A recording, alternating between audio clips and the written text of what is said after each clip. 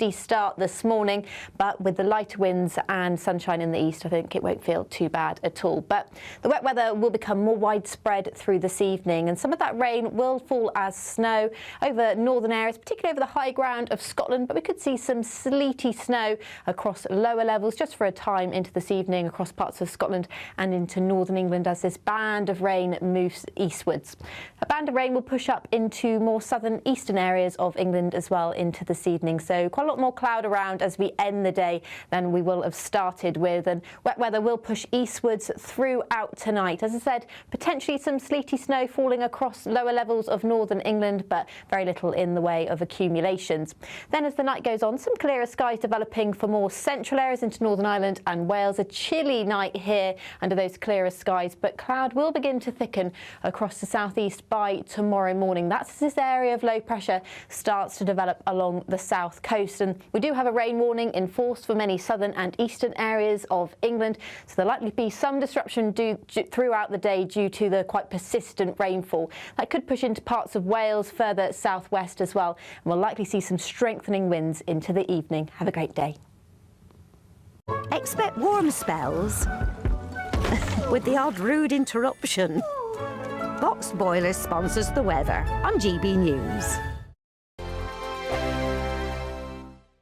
There's just 3 weeks left to grab your chance to win our biggest cash prize to date. An incredible £85,000 in tax-free cash could be yours. Cash to make 2026 the year of yes. That's yes to holidays, yes to treats, yes to making all of those dreams come true this year. Just make sure you don't miss out. For another chance to win £85,000 cash, text cash to 63225. One entry costs £2.50 plus one standard network rate message, or text bonus to 63225. 5 entries cost £5 plus one standard network rate message. Go to gbnews.com/win. Entries start at £2.50. Call 0903 686 3232. Calls cost £2.50 plus your network access charge, or post your name and number to GB18 PO Box 8690 Derby DE1 9TT. UK only. Entrance must be 18 or over. Lines close at 4 p.m. on the 30th of January. Please check the closing time if listening or watching on demand. Good luck.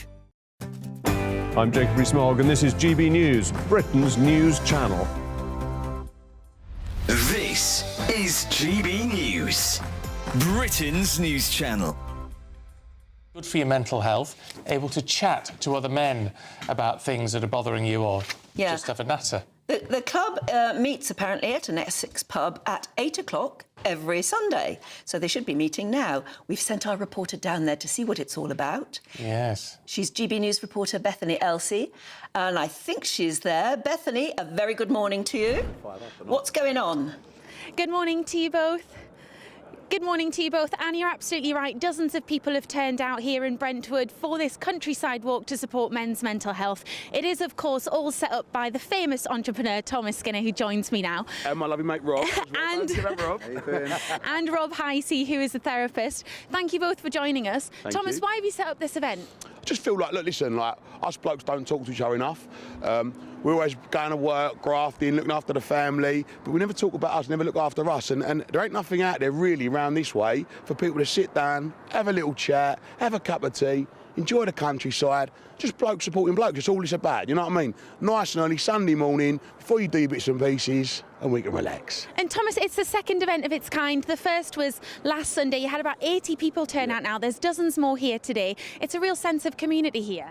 Yeah, do you know what's lovely is shaking everyone's hand so far this morning. People that come from all over, not just from around here. People that come from Bethnal Green, people that come from Dartford. One guy's come from Canterbury, and obviously all the locals turn up too.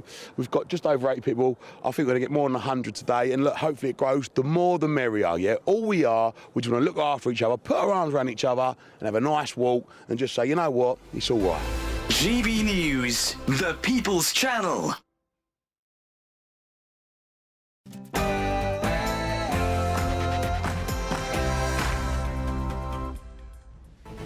Good afternoon, Britain. It is 1 o'clock on Wednesday, the 14th of January. I'm Nana Akua. And I'm Tom Harwood.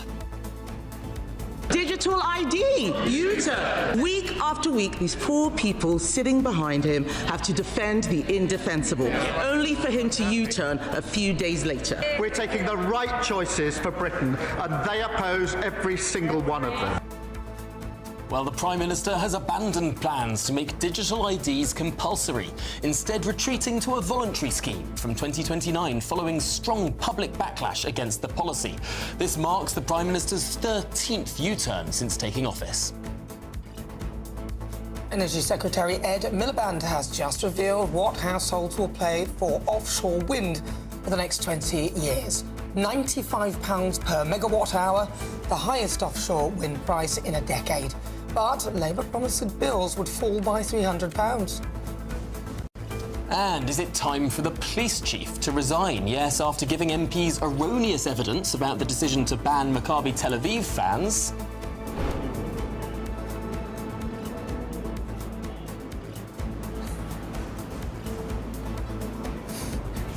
Of course. Oh dear. Oh, no water for a fifth day for thousands of homes across Kent and Sussex as a major incident is declared. I'm in a water station in Tunbridge Wells. We've spoken to many frustrated residents following the second water outage in just months. I'll also be chatting to local MP who's calling for the CEO of South East Water to step down. And a row at the National Portrait Gallery has emerged after portraits of Lawrence of Arabia were given trigger warnings. The gallery has flagged images of Lawrence wearing traditional Arab dress, saying they may differ from today's attitudes and reflect views of their time.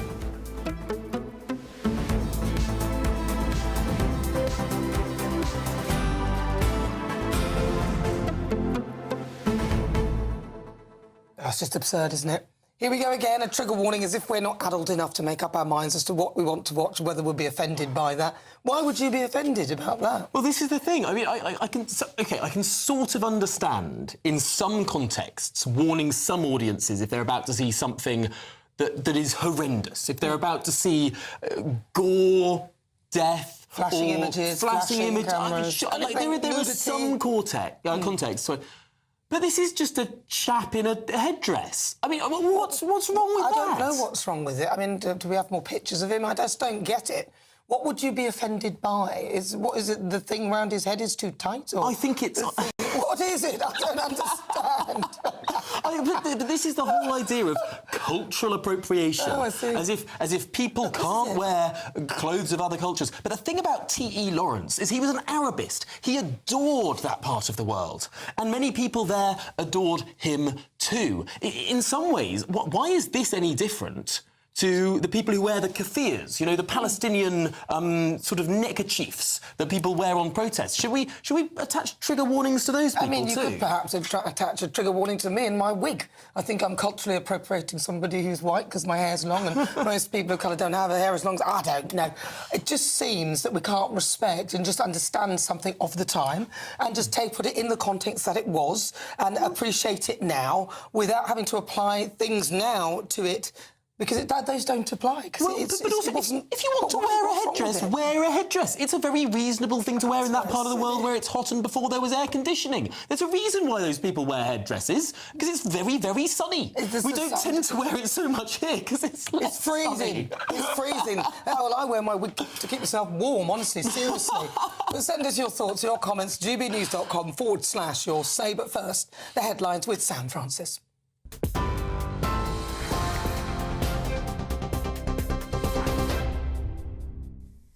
Very good afternoon to you. The top story this lunchtime, while the government has scrapped plans to force workers to sign up to new digital ID schemes to prove their right to work in the UK.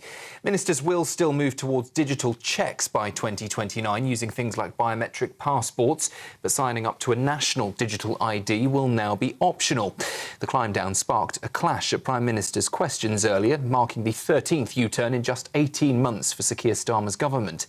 Tory leader Kemi Badenoch seized on the reversal, accusing Labour of having no sense of direction, and went on to reel off what she called a growing list of backtracks. The winter fuel allowance, U-turn. Waspy women, U-turn. The two-child benefit cap, U-turn. Grooming gangs inquiry, U-turn. The family farms tax, U-turn. Digital ID, U-turn. Jury trials, U-turn. We hope so. We hope so. I think that's going to be the next one, Mr. Speaker. Week after week, these poor people sitting behind him have to defend the indefensible, only for him to U-turn a few days later. Prime Minister, though, hit back, insisting the government is taking the right choices for Britain and said ministers listened and adjusted.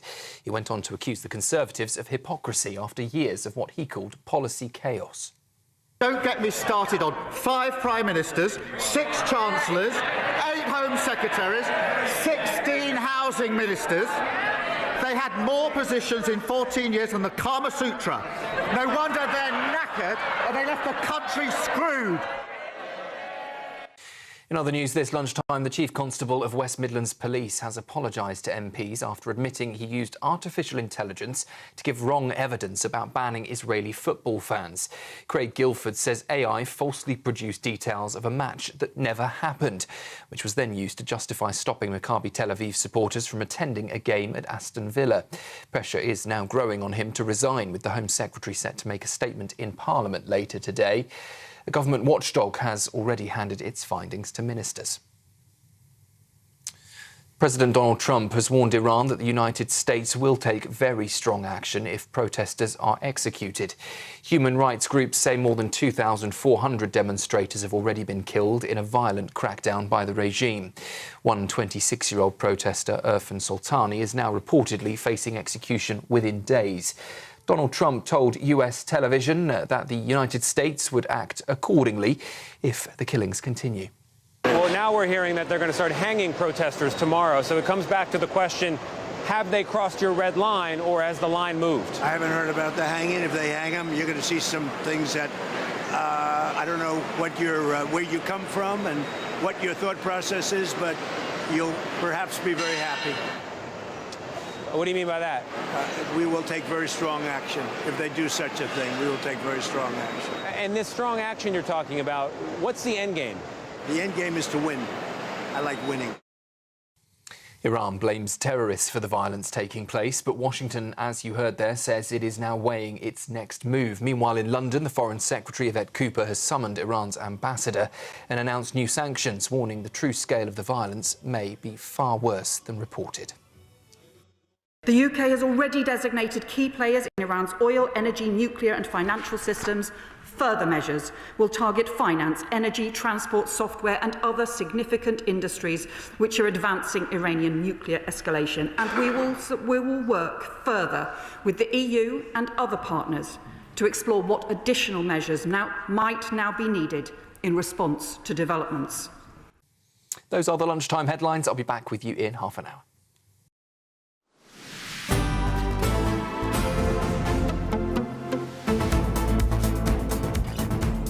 Good afternoon, Britain. It's 8 minutes past 1.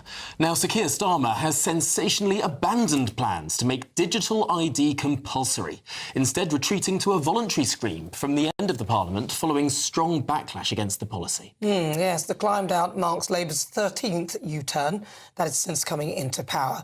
And it was originally sold as tough action on illegal migration, although a lot of us couldn't see how that was working. People chucking their documents out overboard a dinghy aren't going to sort of keep their digital ID, are they? He tried to sort of frame it that it was to assist with illegal migration, but the abandonment of mandatory digital IDs leaves a glaring question. What now replaces it? Well, let's go to Westminster Hall, where our political editor Christopher Hope joins us. And Christopher, you were there during Prime Minister's questions. It was fairly bruising for the Prime Minister because he simply can't get around the fact that his government has now U-turned 13 times. Yes. Hi, Tom. Hi, Nana. I counted 7 times, those 7 U-turns, which came in Badenoch read out. There are other policy areas also, arguably U-turns, giving you 13.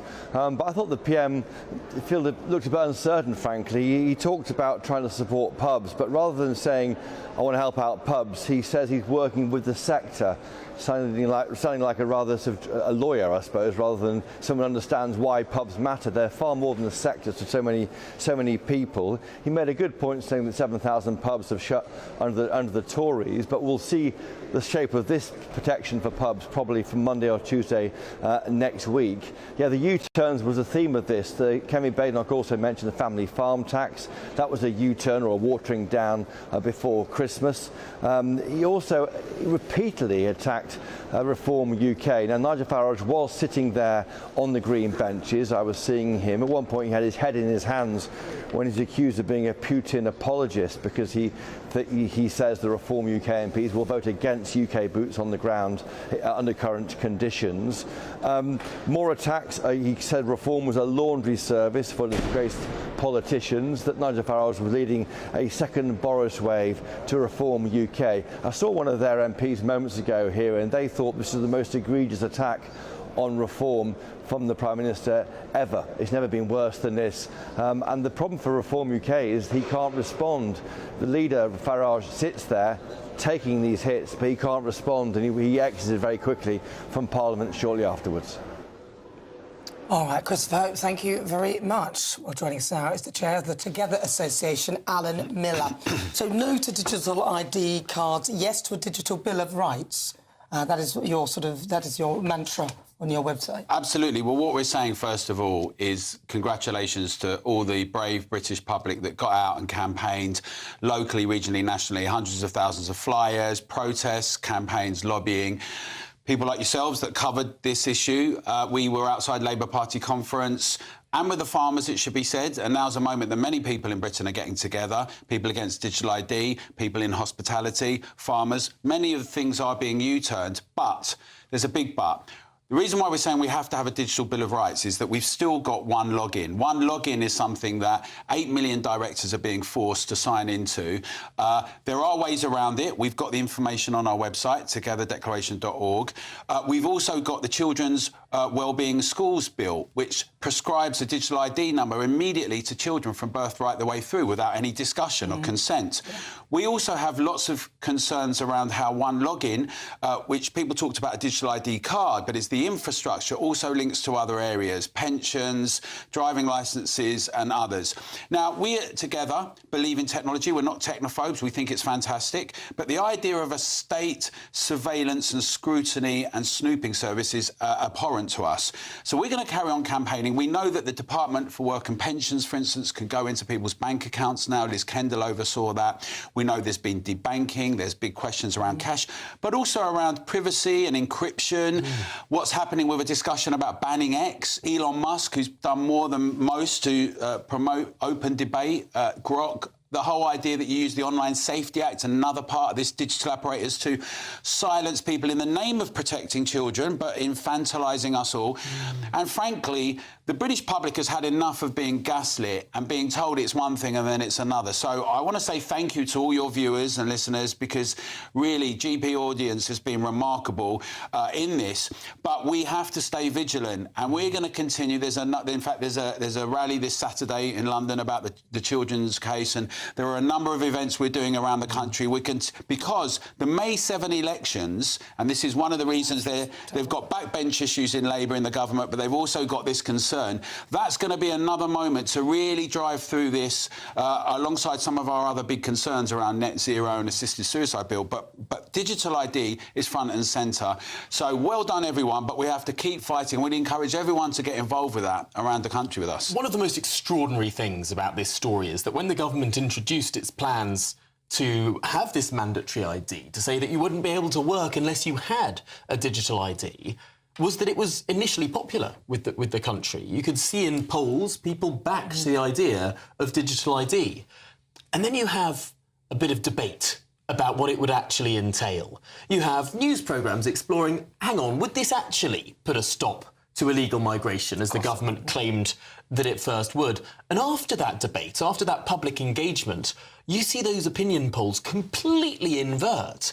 I mean, it has been the most remarkable shift of opinion from the British public. And the government, I suppose, when they first announced this, thought they were onto a popular policy. Well, the government's living in a complete bubble. Its SPADs, its special advisors, don't know what day it is. You can see that from the farmers, from discussions around bars, but also particularly on digital ID. But what your central point is really important, that when you debate and thrash out ideas in public, with the public, and if we take the public seriously and have them engaged, then that's what democracy is all about. And this government, and never had this in any manifesto, thought it could just spring and drop on us this idea with a spurious claim around illegal migration, then chop and change from convenience to health and an array of other areas, as though it's like some drunk person in a bar just spewing mad things. And the British public, who, by the way, have all now experienced what two-tier policing and judiciary can mean, that thousands of people have been imprisoned because of non-crime hate incidents. They've seen what happens when you raise questions or check, and they're fed up. So I think it's really important that's happened. I'm always a bit sceptical about polls. What I would say is, in the end, it's the British public, the great British public, that's going to determine where we go and keep everyone accountable and honest with this. And we'd encourage them all to do that with us together. Yeah, well, we've obviously seen how good they are at keeping data safe as well over the last few months and years, in fact. It's just ridiculous. So, no, I don't think they can be trusted with a centralised space for all of our data. That would be very frightening. So well done for all the work you've done. Thank you. Alan Miller, thanks indeed for joining us here on GB News.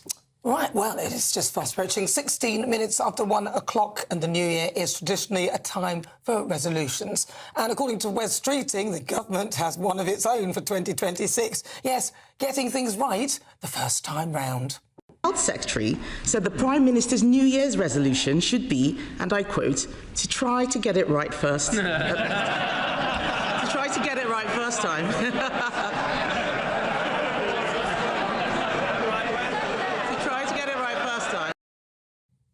Well, the Health Secretary there was mouthing, "That's not what I said," but he did admit that the government can't keep getting it wrong. Well, joining us now is Labour commentator Simon Greaves. Simon, welcome to the programme. Now, I've heard many Labour MPs and commentators say that, well, it's good that they're able to change their mind when they've gone in the wrong direction. But when you're constantly going in the wrong direction, and we've counted roughly 13 U-turns, when you're constantly going in the wrong direction and changing your mind in such a short space of time, does that really inspire confidence? Well, it goes directly to the question of confidence. And it's all very well U-turning, but quite frankly, it becomes exhausting. It becomes exasperating for many, I'm sure, many Labour MPs. And quite frankly, there's not enough time in the parliamentary calendar to actually go forward on what you want to do, but then dealing with the U-turns as well. It really is not a good look. I mean, this government's U-turning quite so many times. It's extraordinary that they haven't found a solution to our energy crisis. They could just attach a dynamo to Keir Starmer, the amount he's spinning around and around and around, and we'd have megawatts upon megawatts. But, Simon, this gets really, really serious for a lot of Labour MPs who've just recently won their seats. They're worried about winning their seats again. Now more and more Labour MPs are thinking, hang on, if I'm sent up to the top of the hill to defend a policy and then march back down again because of a U-turn, they end up looking silly. Yeah. This is the sort of stuff that can lead party leaders to be forced out. Well, I could well understand if Labour MPs that get the request to go on the morning round, if they ask themselves, do I want to do this? Because ultimately, the government's position seems to shift on many important points as the days go by. And this is not a sustainable position. And I would say that this really goes back to the starting point of going into the election without a settled policy position on multiple fronts. So you can't go at the start of the parliamentary term making or developing policy from a standing start. And then you have to have the arguments internally within Labour and then go to the country with a policy position as to why it's a good thing to do X or Y. What we're finding repeatedly is that there are many MPs that are in very precarious electoral positions that are fortunate to be there, but then question to themselves, hang on a minute, I represent a rural community, farmers are up in arms, rightly so, how can I really proceed to defend this position?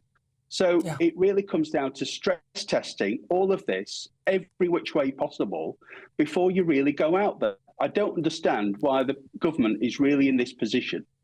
Yeah, and it's not just that as well, because the sort of uncertainty is damaging. So Rachel Reeves saying she's trying to lay the groundwork to suggest that she might increase income tax, breaking a manifesto promise, and then taking it back. But it's also coming up with policies like the inheritance tax policy with the farmers, where we know of already one farmer who took his life as a result of worrying what might happen to his family. So even though they've changed their mind, in between that, all the unintended consequences that have occur as a result are just completely unacceptable to the country, surely.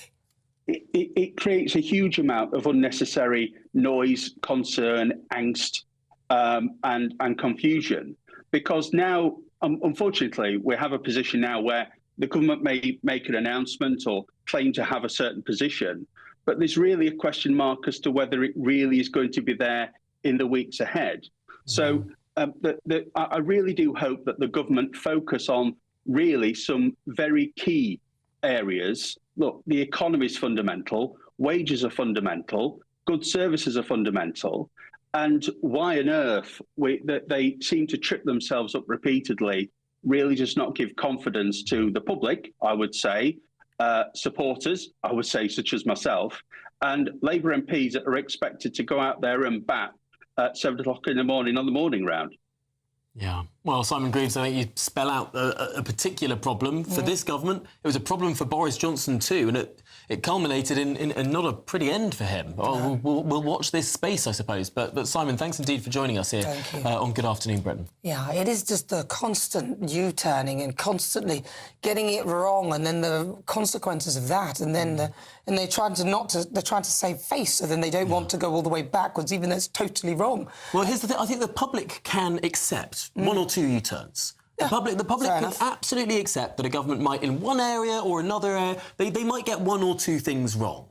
But when it seems to be every single policy that puts forward... I don't know, one thing that they've just kept to. And the other thing is a lot of the things that they're coming up with weren't in the manifesto. Yeah. So digital IDs, there was no sign of that. Where did that come from? You know, this is National insurance tax rise. Exactly. They said they wouldn't raise NI, and then they tried to split it into two, employers and employees, so they didn't look like they'd broken their manifesto. They came up with the term of working people who they didn't want to put tax on, but, hey, that's not worked out either. It's just stuff that they're putting out there that isn't in the manifesto. And they are using that as a distraction from the things that they should be dealing with, like illegal migration, the boats. We want them to focus on that. Stop drumming up stuff that nobody asked you to do and get on with, you know, fixing the economy. Yeah, so I suppose it's one of the problems when economic growth is near enough to zero, then sort of the economy seems so difficult. They want to do all these different trinkets and try and distract people. Distract us from how bad they are. Goodness me, this is Good Afternoon Britain on GB News. Lots more still to come. I'll try and sit on the fence next time. Ed Miliband has just confirmed the price we'll pay for offshore wind for the next 25 years. £95 per megawatt hour. That is the highest in a decade. And didn't he say that prices would be coming down? Well, more of that to come. You're with GB News, Britain's news channel.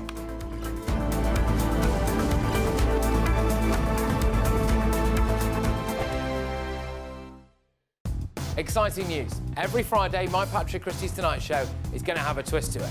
We're welcoming some special guests. You.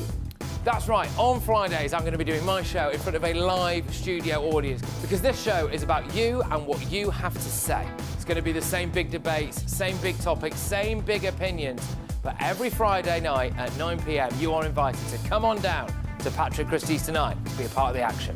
Only on GB News, the People's Channel, Britain's news channel. This is GB News, Britain's news channel. I saw the other day, I was walking down the street and there was a toddler with an iPhone holder attached to its buggy, you know, just staring blankly at this screen. That toddler wasn't on social media, it wasn't interacting with it, but it was still a screen. And of course, we've now got EdTech being rolled out across more and more schools. So the kids just can't get away from the screens. Sometimes that is down to, you know, parental involvement, parental responsibility. Often it's not. Often it's schools that are now mandating screen use. But all in all, it makes for a bleak and rather depressing picture of childhood. It really does. And I mean, you know that we've discussed this. So I'm very lucky in the school that Alice is in that they will listen to me because they've got small classes. And I have got them to give Alice's homework on paper. She doesn't get a sign-on to play the games, to learn her times tables, because I tried it and I saw instantly how she was addicted to winning stars, addicted to moving to the next level without actually still learning her 5 times tables. And I think people think that it looks really cool for a child to learn something on a game, but actually it's not developing their brain in the way that we know it should be developed. No, I mean, the evidence is relatively clear on this now, that certainly for primary kids and by and large for secondary kids, the evidence base that would show, you know, net benefit is it better or is it worse in pure educational attainment terms for kids to learn on screens versus old school pen and paper. The evidence is relatively clear that old school pen and paper has a number of benefits that are completely negated with screen use. So, you know, reading, writing, literacy is absolutely core to education and learning. GB News, the People's Channel. Hi, I'm Michelle Dewberry, and my show is your opportunity to cut through all the noise and dive in headfirst to some robust debates. Ideas clash. Situation, no, isn't it? No, Because the failure is you're deliberately avoiding my point. Nothing's held back, And if you think this is the end of it, wait for more. and we do not shy away from the difficult stuff. Sometimes I want to shake people and say, if only you understood. So join me on Jubes and Co weeknights at 6 p.m. only on GB News, Britain's news channel.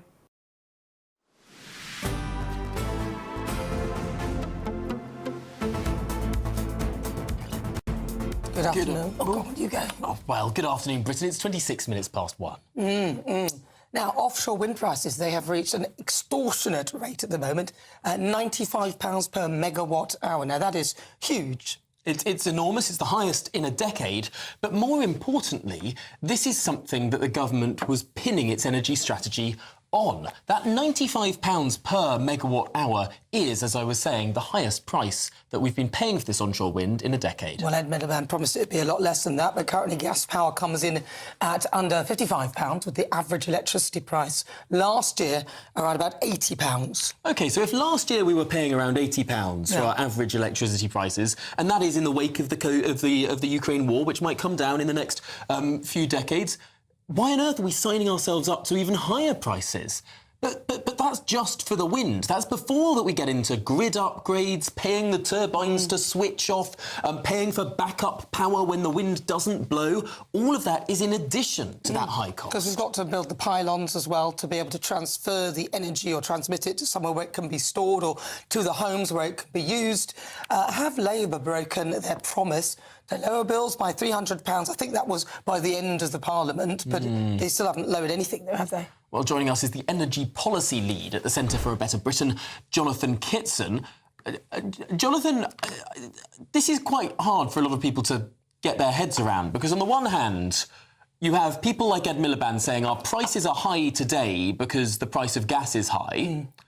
But then he signs up to a price for offshore wind that's almost twice the price that Europeans pay for gas. Hi, good afternoon, Tom.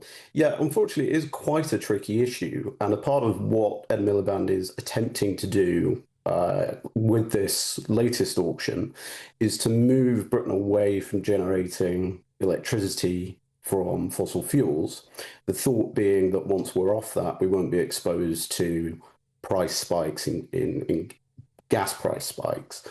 And in order to do that, what they've done is they've put out these 20-year contracts, which is 2 decades. It's a pretty long time. And we're going to be paying £91.20 because they're all index linked. So they're linked to 2024 prices. As you mentioned, that's now £95, and that will continue to go up with inflation. Now, that's about 20% higher than the average electricity price last year. But our electricity prices, there are other countries in the world, our electricity prices are the second highest in the developed world for consumers, And for industry, they're the highest in the world. And we know that high energy prices are linked with inflation. They're linked with interest rates. They are basically linked, and it means that businesses will find it very difficult to trade because of the cost of energy. What is the government going to do to protect the consumers of this energy so that they don't all go bankrupt? Because a lot of businesses require a lot of energy, and there doesn't seem to be much help out there other than a promise that in many years to come, bills will be cheaper. Well, the government does run for industry a scheme called the Energy Supercharger, but that is, it doesn't really have much of an impact because, again, our industrial electricity prices are incredibly high. The impact of AR7, I've seen some estimates that this is going to add about £3 billion a year to electricity prices just from this. Just to be clear, Jonathan, AR7 is this round of bidding for this wind power. Yeah, so this is the latest auction round. It's going to be followed quite quickly for solar, biomass, other forms of power generation, and then there'll probably be AR8 as the government attempts to increase the amount of wind, solar, battery storage before 2030 to meet its... Is this a problem with wind power as a technology? I mean, because we've seen solar power come down massively in price, and it seems that wind power is going up in price. Is this a problem with the technology, or is this a problem in government strategy? Because obviously Ed Miliband's doing this mad dash to get as much renewable energy on stream as fast as possible, and everyone who's ever bought anything knows that if you look desperate to buy something, you're going to be fleeced. The person's going to say this person will buy at any cost. Yeah. And because he looks so desperate to buy so much wind, it's really sad. I mean, frankly, is he getting fleeced? Well, it's partly a problem with the technology. So right now, wind is generating about 23% of our power.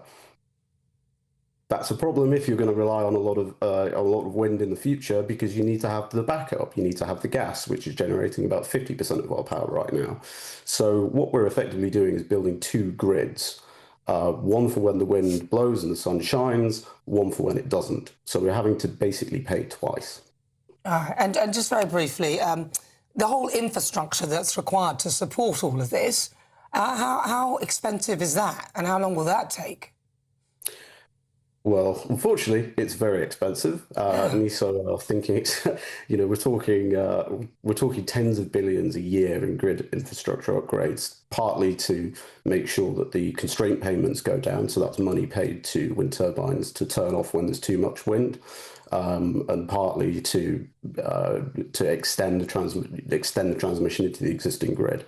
That's going to be very expensive. That has to be paid for, it has to be financed, money has to be borrowed. So all of this extra expense is just adding more fixed costs into the system. I think it would be really good, actually, if the government was to be a little bit more honest about the whole system cost of what their plans are. It'd be good to have, maybe the National Audit Office look into the cost of this, because the government has also released a cost of generations report, and unfortunately it doesn't look like it's very robust. Oh yes, I've seen this. They're strangely, the government's own estimates for how high the price of gas will be seem to be way out of line from literally everyone else's assessment of how high the price of gas will be. And this is the only way that it makes it look like a sound investment, that it looks like it gets cheaper using renewable energy, because they pretend gas will be far more expensive than any bank or any other country or any international energy agency thinks the price of gas will be. It also conflicts with their own figures. So, for instance, in 2030, they're assuming that wind turbines will be operating 48% of the time. Over the last 10 years, offshore wind has averaged 39%. So they're making some quite brave assumptions in the cost generation report, which is separate to the AR7 auction, but the cost of generation report influences these auctions and influences government decision-making. So it'd be really good if the department was able to come up with a system cost rather than just the levelised cost. We need an audit. A bit complicated, I apologise. Yeah, no, it's fine. They've just come up with how much it's going to cost, and then they're working backwards to sort of make it so that it seems... I think it's frightening. Jonathan Kitson, thank you very much. He is the Energy Policy Lead for the Centre for a Better Britain.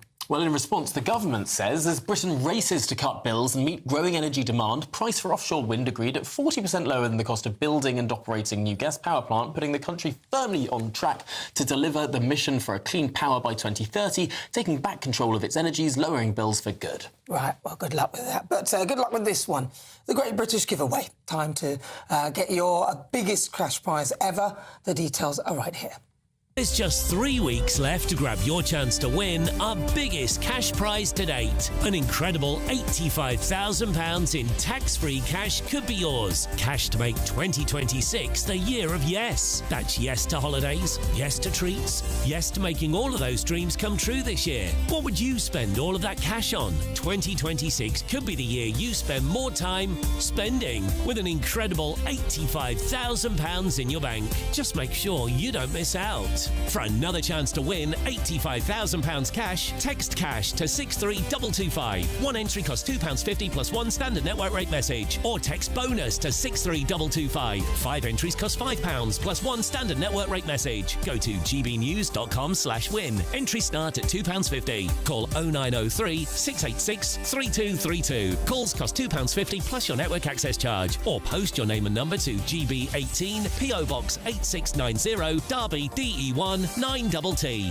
UK only. Entrants must be 18 or over. Lines close at 4 p.m. on the 30th of January. The winner may be contacted live on GB News, week commencing 9th of February. Please check the closing time if listening or watching on demand. Good luck. Well, very good luck indeed. This is Good Afternoon Britain on GB News, and there's plenty more still to come. Yes, is it time for the West Midlands Police Chief to step down after apologising to MPs for giving them erroneous evidence? Well, we'll be keeping a close eye on that one. We're expecting a statement from the Home Secretary. But in the meantime, let's get an update on your latest news headlines.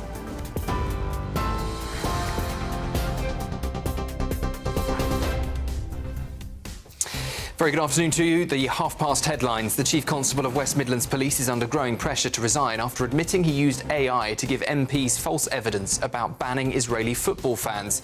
Craig Guilford says the system invented a previous match that never happened. The Home Secretary is set to make a statement later after a watchdog handed in its findings to ministers. Chancellor Rachel Reeves has confirmed pubs will get more temporary support after an outcry over a sharp rise in business rates, easing back from a budget decision. She admits some pubs face a big increase. That's despite a £4.3 billion transition fund, with extra help promised in the next few days and weeks. The United States says it is withdrawing some personnel from major bases in the Middle East as a precaution due to what they have described as regional tensions. Donald Trump has warned Iran that the US will take very strong action if any more protesters are executed. Meanwhile, the UK has summoned Iran's ambassador and imposed new sanctions, calling the killings horrendous. The government has dropped plans to force workers to sign up to digital ID to prove their right to work. Digital checks will still arrive by 2029, but registration will now be optional. It's a clear U-turn from Sir Keir Starmer's pledge that people won't be able to work without digital ID. And at least 25 people have been killed after a construction crane in Thailand collapsed onto a moving train. Nearly 200 people were on board when carriages were crushed and caught fire. Rescuers are still searching the wreckage. Those are the headlines. I'll be back with you at 2 o'clock. Take the GB News family with you on any device. As long as you have an internet connection, tune into GB News anywhere on the planet or beyond.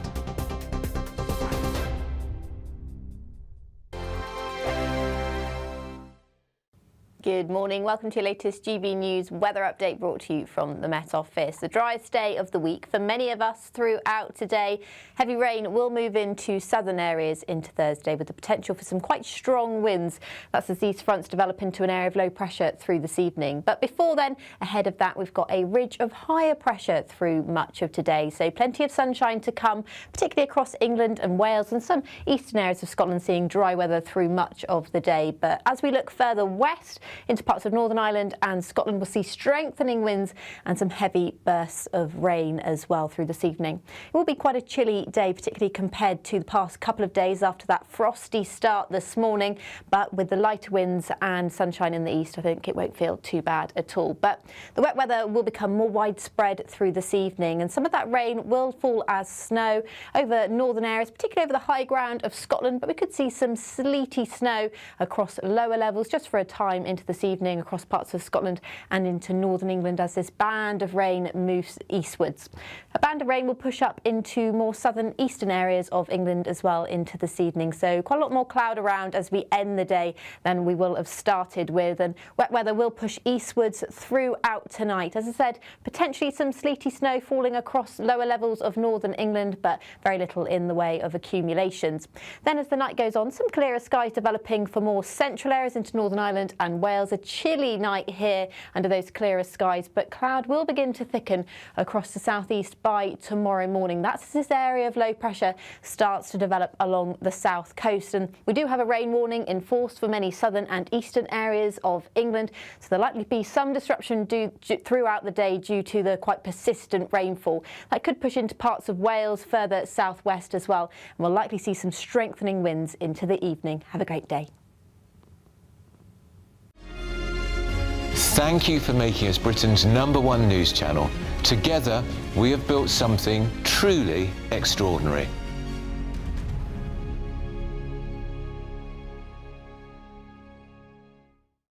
Good afternoon, this is the latest AI travel news from GBNews.com. The A83 is restricted both ways at Locknell Street in Loch Gilphead due to roadworks. The A465 westbound from Abergavenny Hardwick roundabout to Pandy is closed after an incident, with a diversion in place. In Northumberland, the A1 northbound is shut between the A1068 and the A1167 after a crash south of Berwick-upon-Tweed. In Kent, the A2070 northbound is closed between the A259 and the A2042 after a collision. And on the trains, Avanti West Coast is disrupted between Blackpool North or South and Preston, and East Midlands Railway is disrupted between Stockport and Sheffield or Buxton. For more travel news, go to gbnews.com.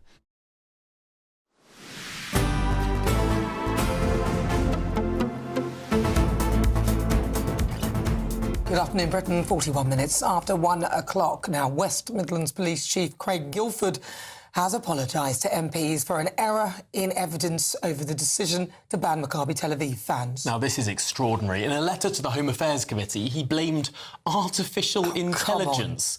Yes, artificial intelligence and an incorrect Google search for the mistake. I'd like to see him recreate this AI mistake, because I doubt that AI would come up with what he came out with. It's just nonsense. Well, this is the thing. AI does make mistakes. Yeah, but not that badly, and he is in charge of things. He should double-check, really. He should double-check. What an idiot. Yeah. Well, it comes as he faces mounting pressures to resign over the ban, and we can expect to hear from the Home Secretary very shortly. But in the meantime, let's cross to our national reporter, Jack Carson, who is at the West Midlands Police headquarters. Jack, what can you tell us? Well, this admission that AI was used stems, of course, from his appearance at the two Home Select Committee hearings, once in December and once at the start of this month, just over a week ago. In December, he said the error talking about a match between Aston Villa and West Ham and Maccabi Tel Aviv, which did not even exist, was due to the fault of scraping social media. Then, on the 6th of January, he told that committee hearing that it was his understanding that it came from a Google search, but it was one element of a report of 8 or 9 pages, and very, very much stood by the rest of the document. And then today, the Chief Constable of West Midlands Police, Craig Guilford, having to apologise to Karen Bradley, the chairperson of that committee, saying that actually it was Microsoft Copilot AI that was used to introduce that intelligence into the report as part of their reasoning as to why they banned the Maccabi Tel Aviv fans from attending that match against Aston Villa back in November. So he had to apologise for that today, and it's part of the culmination, really, of all of the pressure that is mounting on the Chief Constable. We are expecting Home Secretary Shabana Mahmood to stand up in the Commons and give a statement after His Majesty's Inspectorate of Constabulary conducted their own report into the intelligence used and how West Midlands Police came to that decision today. But it all comes in a series of admissions, not only the use of AI, when in an own Freedom Information request, the West Midlands Police say that is not something which is approved for use in the West Midlands Police computer systems. It's also the fact that the force apologised after saying they'd consulted Jewish groups in Birmingham when they hadn't. It's of course the admission that they had intelligence. There were groups of people in Birmingham that were going to go out looking for Maccabi Tel Aviv fans in Birmingham with the intent of violence if they were to come to the city. But also, of course, the contradiction between the intelligence that the West Midlands Police said they had from Dutch authorities compared to what Dutch authorities said themselves that they told them. It's another real kind of embarrassing situation for the West Midlands Police, and it's why this mounting pressure is coming. We will be interesting to hear what the Home Secretary Shabana Mahmood says. She could essentially say that she doesn't have any confidence in the Chief Constable today. Ultimately, it is Simon Foster, the Police and Crime Commissioner, who has the power to be able to remove him. He said previously that he would take into consideration this report from His Majesty's Inspectorate of Constabulary, along with the Home Affairs Select Committee report, which we're expecting in the next few weeks before making a decision. But we'll see what Shabana Mahmood says in the Commons today. Well, Jack Carson, this is the most extraordinary situation, given that the Home Secretary is imminently going to be making a statement to the House of Commons. In Prime Minister's questions earlier today, the Prime Minister said that the Conservative Party, and this is correct, removed the Home Secretary's ability to directly sack a Chief of Police back in 2011 with the police reforms that came in then when the Police and Crime Commissioners were introduced. But what would you expect the Home Secretary to be announcing today, if there is an announcement at all? Well, obviously, she can go as far as to say she hasn't got confidence, and that would certainly put pressure on Simon Foster to maybe make a decision earlier than he would have wanted to, saying previously that he wanted to make a decision after both reports had come in from His Majesty's Inspectorate and also the Home Affairs Select Committee. But his hand might well be forced. I think it's difficult to see how a Chief Constable of one of the biggest police forces in the UK could continue to stand if the Home Secretary herself said that she didn't have any confidence in him. I'm not sure whether we're expecting her to go that far, but I think we are certainly expecting criticisms of this police force and exactly how they've conducted themselves, how they have brought about this intelligence that they used to make such a decision which came under such criticism, including from the Prime Minister himself, who in Prime Minister's questions himself once again said that he did not agree with the decision that the West Midlands Police had made. OK, well, Jack Carson, thanks indeed for being there at the police headquarters there for us. We're getting word that Shabana Mahmood is heading towards the House of Commons, and we'll bring you that as it happens. But stay with us, loads more still to come. This is GB News, we are Britain's news channel. And indeed. I'm Michelle Dewberry, this is Jubes & Co with you. Hello everyone, Patrick Christie is here. GB News, Britain's news channel. Access the stories that matter to you. Take the GB News family with you on any device. And as long as you have an internet connection. Tune in to GB News, anywhere on the planet or beyond. GB News, the People's Channel, Britain's news channel.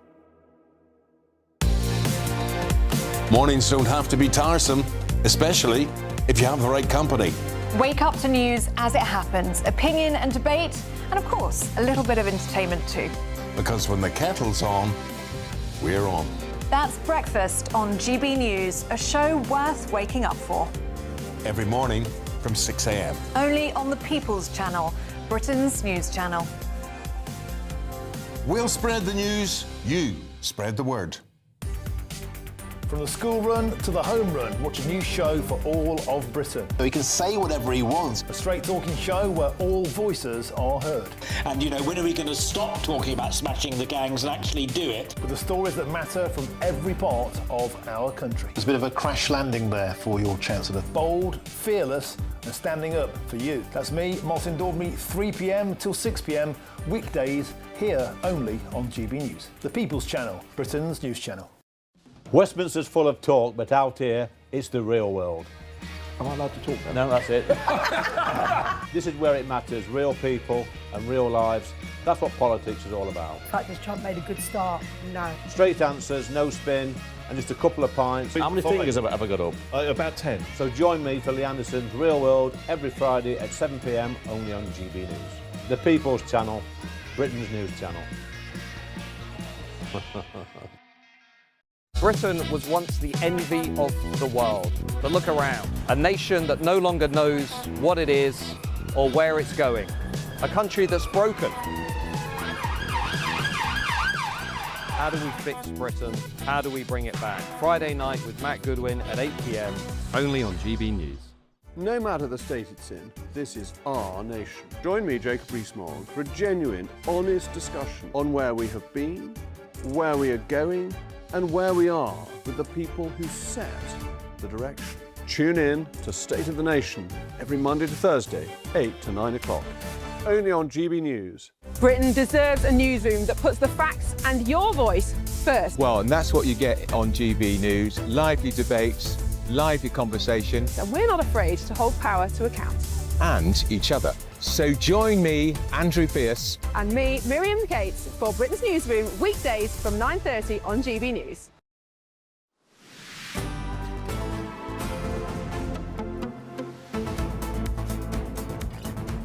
Good afternoon, Britain. It's coming up to 10 to 2. Now, the United States President Donald Trump, if you've heard of him, has sent another strong warning to Iran, threatening to take action against the regime if protesters are executed. Irfan Sultani, now he's the 26-year-old shopkeeper. He's the guy that's set to become the first person to be executed later today.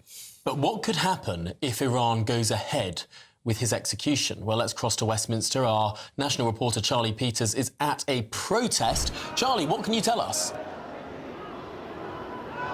Well, good afternoon to you both. Yes, a protest here outside Downing Street. They've actually just left moving towards Parliament Square now to protest outside of Parliament. It's the Anglo-Iranian Association of Women who've organised this protest, part of a larger protest organisation who are against not only the mullahs in Iran, as they put it, but also the Shah. They don't want, they say, any sort of dictatorship in Iran. We've seen several protests around the world in major cities against the Iranian regime, in particular surging since the news was announced over the weekend that a 26-year-old Irfan Sultani was set to be executed, a decision made so quickly since his arrest on Thursday. Executions normally happen in the morning in Iran. It was due to happen today, and because there is so little information coming out of Tehran at the moment, it's unclear what has happened. It's understood that his family are at the prison where the execution is set to take place. Well, I'm joined now by Leila Jazieri, who is from the Anglo-Iranian Association of Women, the director. Leila, why are you putting on this protest? We are here to convey the message of Iranian people to the Prime Minister. And that message was the same message that Mrs. Mariam Rajavi yesterday called on him and on Europe to proscribe the deadly IRGC as a terrorist entity. It is time. This is a long-delayed proscription. Also, close down the Iranian embassies and remove all the officials and unofficials that are lobbying for the regime. Let me tell your viewers that despite shutting down internet nationwide and killing 3,000, the figure is 3,000. In fact, exceed 3,000 as of 11th of January. And this information is obtained by the network of National Council of Resistance in Iran through the coroner's office, investigation, local offices, speaking with the families of those who lost their loved one and they disappeared. So, despite that, the people of Iran are not giving up. They are coming back to the street, and the uprising have spread in 220 cities. It has grown. And we're seeing protests in all 31 provinces of Iran at the moment. Now, Donald Trump is saying he wants to intervene, making lots of suggestions that he might soon bomb Iran. Is that what you want as well? Let me tell you, Iran does not need a military action. The solution to regime change is within Iran. And guess what? There is already a network of resistance inside Iran, led by National Council of Resistance of Iran. And the chair is a woman, Mariam Rajavi. And there is a platform outside Iran, a platform, a 10-point plan, a progressive plan to transfer power after the regime is gone. So we are capable of bringing this regime down. The network of this resistance inside Iran are not allowing the protest to die down. But there is one problem. They are creating division through Shah's son, the former dictator. They want to divide the nation and shut the protest down. And Leila, just seeing your protesters returning now from Parliament back to this rally point outside Downing Street. They're carrying placards with names and faces of Iranian people. Who are they and why are you showing them towards the Prime Minister today? They are some of the victims. We managed to obtain the photo of those who were killed. And we want to also let the world know that what is happening in Iran is not just violence, it's a deception by the regime as well. Imagine you don't go to the streets of Tehran when you know you get killed, if you know the result would be the return of the former dictator. The Iranian people are determined this time to change dictatorship in any form and establish a democratic opposition, and we have that. We have the leadership. Mariam Rajavi. Leila Jazieri, thank you very much for your time this afternoon. From the Anglo-Iranian Association of Women, saying that they don't need military intervention, just need the people of Iran to step up. But there are reports, Tom and Nana, that resistance is coming under now very intense pressure from the state, a new level of repression, and perhaps those protests might soon quieten down inside Iran. Charlie, this is absolutely fascinating because, of course, you're speaking to a protest group there that is against the idea that the Crown Prince might return and that there might be a return to that. And we've seen this sort of flag of revolution used a lot here, the old flag of Iran before the Islamic Revolution of the lion and the sun. That's been used by a lot of protesters. But this protest you're at today perhaps exposes one of the problems with the protest movement in Iran, that there are splits within it. There are some who want to return to the old system or a constitutional monarchy. There are others that want a democratic republic. This is difficult. Absolutely, very difficult. And we should say the NCRI, the National Council of the Resistance in Iran, has come under a lot of criticism around the world for alleged cult-like activities. They are associated with a group called the MEK. At one point, they had a sort of base in Albania where many people were set and living. But it does point, doesn't it, Tom, to the number of different organisations pushing for many different visions of Iran amid those violent and brutal crackdowns on protesters inside the country. All right, Charlie Peters, thank you very much. Interesting, no sign of any of the lefties sort of protesting to support all of this, no Gary Linekers or any of the others? Yeah, we'll wait for the big street march through London from those sorts. But this is Good Afternoon Britain on GB News. Lots more still to come. Yes, we can expect to hear from the Home Secretary, Shabana Mahmood, very, very shortly. Stay tuned. There's just 3 weeks left to grab your chance to win our biggest cash prize to date. An incredible £85,000 in tax-free cash could be yours. Cash to make 2026 the year of yes. That's yes to holidays, yes to treats, yes to making all of those dreams come true this year. Just make sure you don't miss out. For another chance to win £85,000 cash, text cash to 63225. One entry costs £2.50 plus one standard network rate message. Or text bonus to 63225. 5 entries cost £5 plus one standard network rate message. Go to gbnews.com/win. Entries start at £2.50. Call 0903 686 3232. Calls cost £2.50 plus your network access charge. Or post your name and number to GB18 PO Box 8690 Derby DE1 9TT. UK only. Entrance must be 18 or over. Lines close at 4 p.m. on the 30th of January. Please check the closing time if listening or watching on demand. Good luck. At GB News, we love to hear from you, our loyal community. So drop us a line at gbnews.com/yoursay. There, you can talk to each other and also to the presenters live on air. gbnews.com/yoursay, because GB News is your channel, Britain's news channel. Hi, I'm Michelle Dewberry, and my show is your opportunity to cut through all the noise and dive in headfirst to some robust debates. Ideas clash. Situation, isn't it? Because the failure is you're deliberately avoiding my point. Nothing's held back. And if you think this is the end of it, wait for more. And we do not shy away from the difficult stuff. Sometimes I want to shake people and say, if only you understood. So join me on Jubes and Kerr weeknights at 6 p.m, only on GB News, Britain's news channel. Join me, Nana Akua, for an informative, interactive news programme with a difference. It's fun. No, he didn't say that, Dave. I'm so surprised. I think there's an element of truth to that. Join me from 3 p.m. every weekend, only on GB News, Britain's news channel. Mornings don't have to be tiresome, especially if you have the right company. Wake up to news as it happens, opinion and debate, and of course, a little bit of entertainment too. Because when the kettle's on, we're on. That's Breakfast on GB News, a show worth waking up for.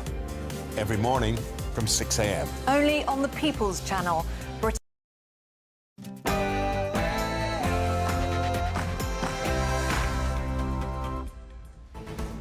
Good afternoon, Britain. It's coming up to 2 o'clock and we're going to take you live to the House of Commons, where the Home Secretary is giving a statement. The House will be familiar with much of the detail in relation to this matter, not least as the Home Affairs Select Committee has applied itself to this with its customary forensic focus.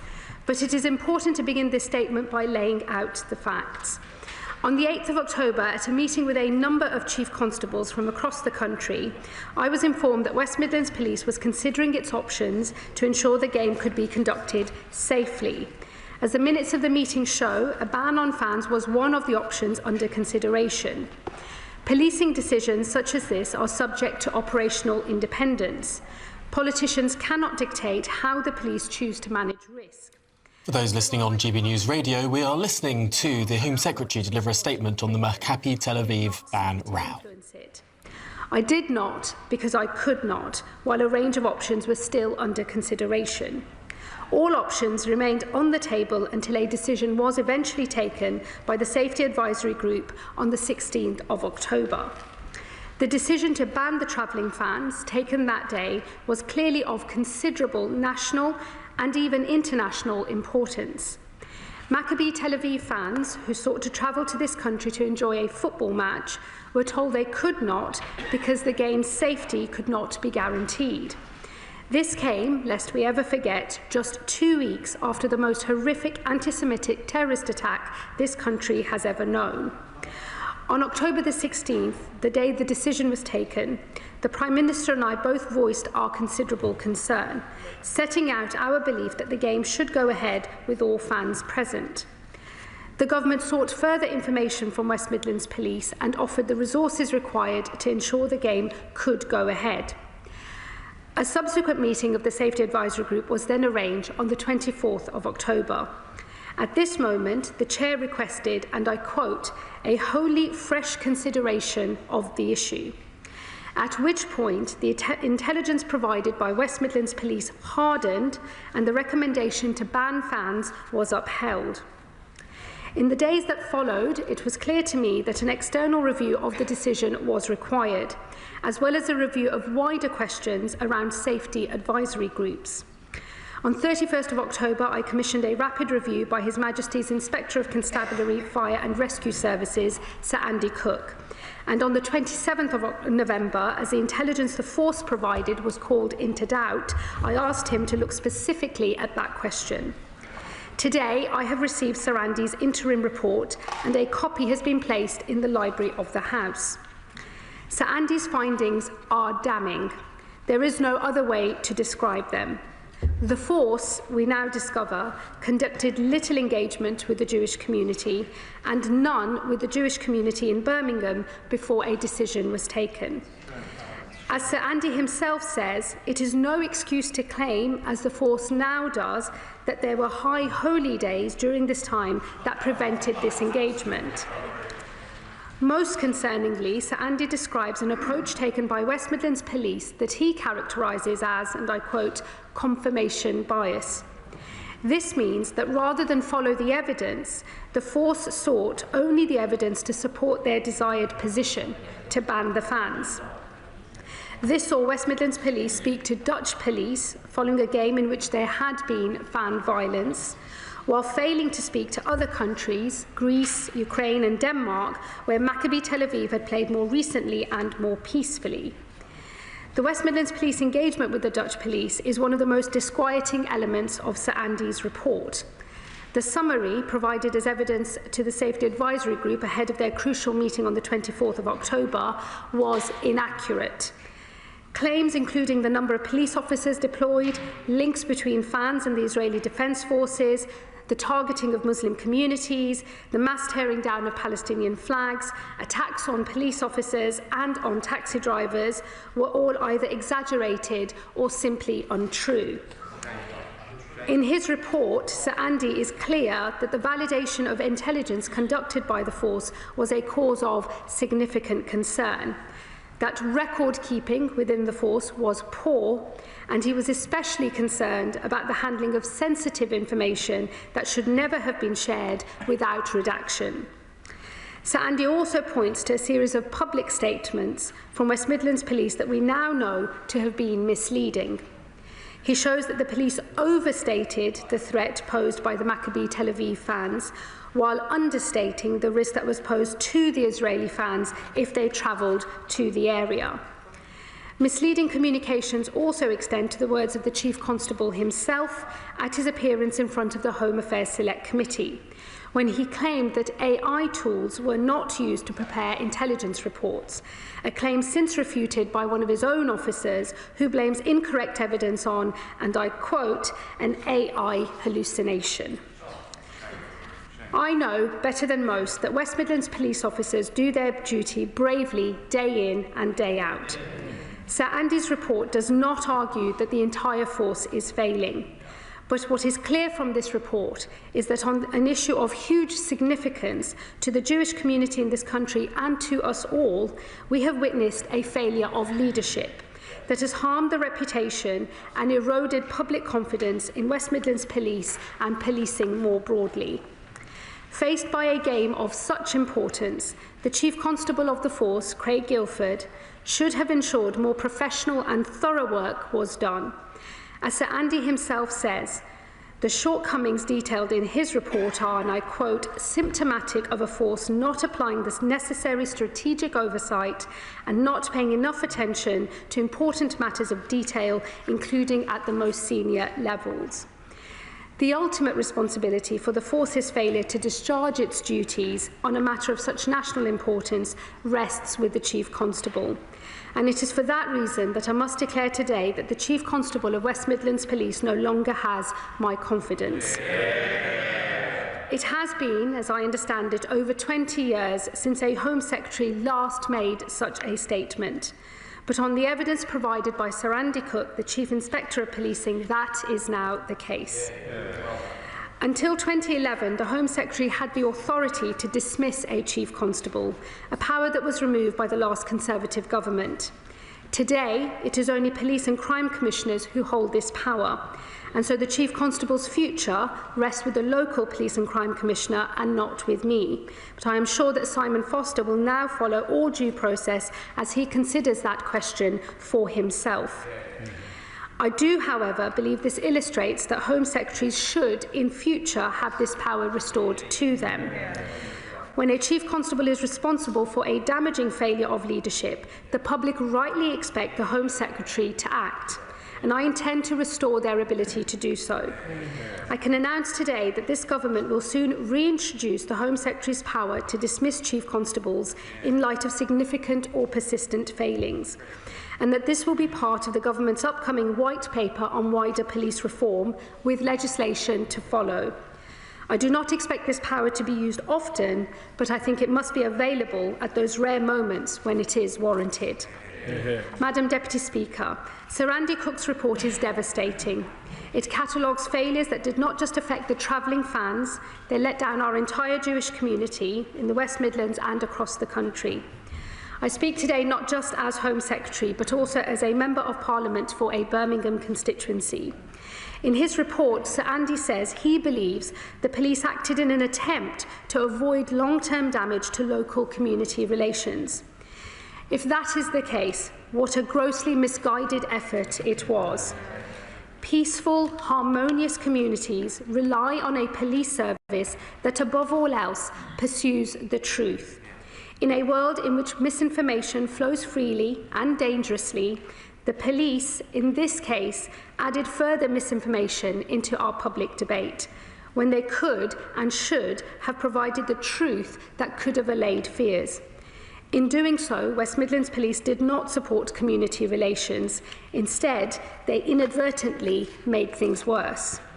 This must serve as a lesson to police forces across the country, a reminder that they are called to their profession to serve truth and the law, to police our streets without fear or favour, and that community trust and cohesion depends upon them doing that above all else. And with that, Madam Deputy Speaker, I commend this statement to the House. Shadow Home Secretary. Thank you, Madam Deputy Speaker. This is a shameful episode. West Midlands Police had evidence that Islamist extremists based in Birmingham planned to attack Maccabi Tel Aviv fans. Let's call that what it is. It is vicious anti-Semitism. And we cannot allow violent Islamists to impose their will on our country. Yet that is exactly what West Midlands Police, through weakness and through fear, allowed to happen. They should instead have confronted the Islamist extremists. In fact, they should have investigated the extremists for inciting racial hatred, as Jonathan Hall KC said only yesterday. But instead, they capitulated to the Islamist mob by banning the Maccabi fans. But it gets worse. The West Midlands Police then tried to hide what they had done. They fabricated a claim that it was the Maccabi fans who were the dangerous ones. They claimed a previous game in Amsterdam had led to violence by the Maccabi fans. This claim was a pack of lies from start to finish. The Mayor of Amsterdam and Dutch police have now confirmed the West Midlands Police simply made the whole thing up. The Chief Constable must be fired. The Home Secretary claimed a moment ago that she now has no powers to dismiss the Chief Constable. But she failed to mention to the House Section 40 of the Police Act 1996, which remains in force today. Under that, she, as Home Secretary, has the power to direct the Police and Crime Commissioner to do things, including dismissing the Chief Constable where, and I quote from Section 60, subsection 1, any part of the force is failing to act in an effective manner. That test is quite clearly met. Part of the force, the Chief Constable, is indeed failing to act in an effective manner by the Home Secretary's own analysis. If she's unfamiliar with this piece of legislation, I've got a copy of it here. The Home Secretary must today use her Section 40 powers to go through the process to direct the Police and Crime Commissioner, Simon Foster, to dismiss Craig Guildford. She must stop pretending to have no power and actually act. And now we come to the role of the Home Secretary herself in this scandal. In a briefing to the BBC on the 17th of October, a source close to the Home Secretary, which we all know means her special advisor acting with her authority, said the Home Secretary first knew about the possibility of a ban the previous evening, the 16th of October. We now know that is untrue, from evidence given to the Home Affairs Select Committee last week and by the Home Secretary's own admission just now. We now know Chief Constable Guildford personally briefed the Home Secretary on the 8th of October that it was likely away fans would be banned, and that was the police's recommendation. So will the Home Secretary now apologise for allowing her advisor to give the BBC untrue information on the 17th of October? And the Home Secretary herself must now answer this.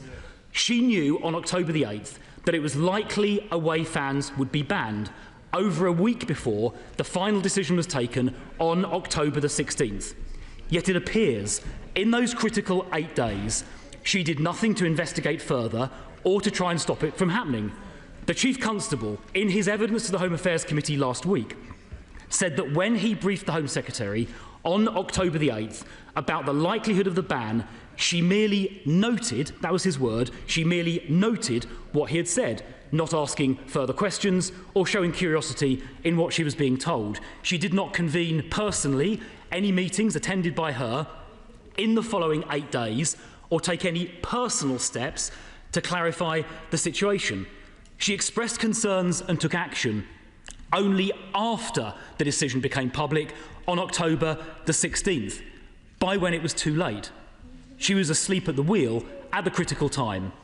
Given the disgraceful events that followed, does the Home Secretary now accept that she was wrong to personally ask no questions? Officials may have asked questions, but she didn't personally ask any between October the 8th and October the 16th. Does she accept it was wrong to stand by and do nothing during those critical 8 days? And by the time she did take action after the 16th, it was too late. And by standing by during those critical 8 days, she allowed the ban to happen and let the Islamists win. Will the Home Secretary apologise to the House for that inexcusable inaction during those 8 critical days? And will she also commit to exercising her Section 40 powers to direct the Police and Crime Commissioner to dismiss the Chief Constable? Home Secretary. Thank you, Madam Deputy Speaker. Let me just first say to the Shadow Home Secretary, I have a long and very personal experience of standing up to extremists in Birmingham, not least in the last general election campaign. I think my track record speaks for itself, and I am a woman who knows of what she speaks. Unlike clearly him, Madam Deputy Speaker, the Shadow Home Secretary appears to be unfamiliar with the law or indeed Sir Andy's findings in his report. So let me remind him of a few things. Firstly, it was the Conservative government that removed the Home Secretary's direct power to remove a Chief Constable. It used to be a power contained within Section 42 of the Police Act 1996. That was repealed by the Conservatives in their 2011 Police and Social Responsibility Act, which explicitly removed the power. And I will quote from the explanatory notes of that Act, and I do believe that the Honourable Member for West Suffolk is very aware of what is in these explanatory notes, as I suspect he drafted them and approved them when he advised the former Home Secretary Baroness May. Those explanatory notes say the Secretary of State does not have power to direct a Police and Crime Commissioner to suspend or remove a Chief Constable. That is the law passed by the previous Conservative government themselves. And as he should well know, if he made himself familiar with how the law is to be interpreted and to be implemented, he would know that Section 40 of the Police Act, which remains in force in the 2011 Act, cannot be read in isolation. When these matters will be litigated before a court will be very aware of the direct powers removed by the repeal of Section 42. You cannot read the two things in isolation, and if he paid any attention to the detail, he would know that, and he would know that the Home Secretary does not have the power he claims that I do.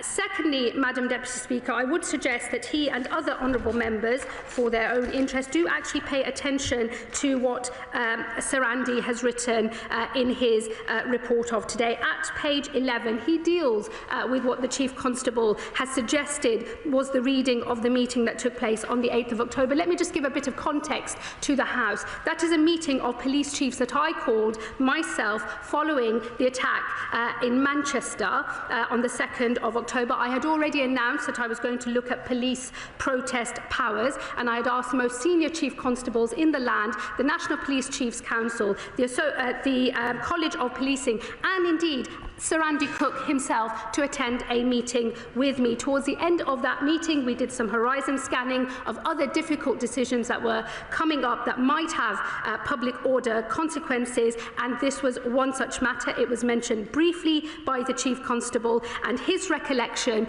of that is absolutely untrue. He did not say to me, or indeed anybody else in that room, that West Midlands Police had already made the decision to reduce the allocation of tickets to Maccabi Tel Aviv fans to 0, but that it was ultimately a decision for the SAG when it next met. That is absolutely categorically untrue. And I would say, given the seniority of everybody who was in the room that heard what was in fact said, if this was the case, it would have elicited a reaction, not just from me and my officials, but from many of the other senior policing officials who were present in that room. What was made clear to me is that the ban was a possibility, but it was one of a number of options that were being considered. And as late as the 15th of October, the football policing unit made clear to Home Office officials and the policing minister that all options were still on the table. And the next thing we or anybody else knew about it was when the decision was taken itself on the 16th of October. And so, Madam Deputy Speaker, I think it is important that all members stick to the facts in this matter. As Sir Andy has made clear in his factual findings in his report, there will be those who wish to play politics with this matter, but I'm afraid that does not meet the test of evidence as set out in the report. And I would recommend to the Shadow Home Secretary actually pay some attention to the detail on this matter. Valerie Vaz. Could the Home Secretary say that she... Well, we've been listening there to the Home Secretary Shabana Mahmood make a statement declaring she has no confidence in Craig Guilford, the West Midlands Police Chief. She also talked about reinstating the powers of the Home Secretary so that she can, in fact, in future, dismiss a Chief Constable if needed, a power that was removed by the Conservatives. Well, with us in the studio is Aubrey Allegretti, the Deputy Political Editor. Oh, I wish. Still the humble Chief Political Correspondent at the Times. Aubrey, this is a big moment from the Home Secretary, and yet the Conservatives are saying she hasn't gone as far as she could have done. Yeah, absolutely. I mean, she is effectively saying, you guys opposite me, the Conservative Party, removed the power for me to act. That was done when the Police and Crime Commissioner system was effectively set up, which slightly sort of politicised the policing service and gave ownership to people in various regions, powers over and responsibilities for managing those local police forces. Partly that was to do with sort of allocating resources and deciding what their budget should be spent on. But it also gave those people, the PCCs, the power to hire and fire chief constables. Now, the government was already looking at scrapping these PCC roles, and it sounds as though Shabana Mahmood is saying she wants to take back that power as part of this act. And in doing so, she is doing everything she can, verbally, to encourage this person to go. But it seems as though he's digging in. Well, the strange thing about the government's proposal to scrap the police and crime commissioners is that they're rolling out regional mayors. And I was under the apprehension, perhaps misapprehension, that the powers of the police and crime commissioners would go to the regional mayors, as is the case in London, and I might be right in saying one or two other places as well. This instead is sort of an anti-devolution move, perhaps a last-minute one. Yeah, absolutely. And I guess there will be questions facing the current PCC in the West Midlands who will have the power, and all the attention will now move to whether or not he decides to take this step.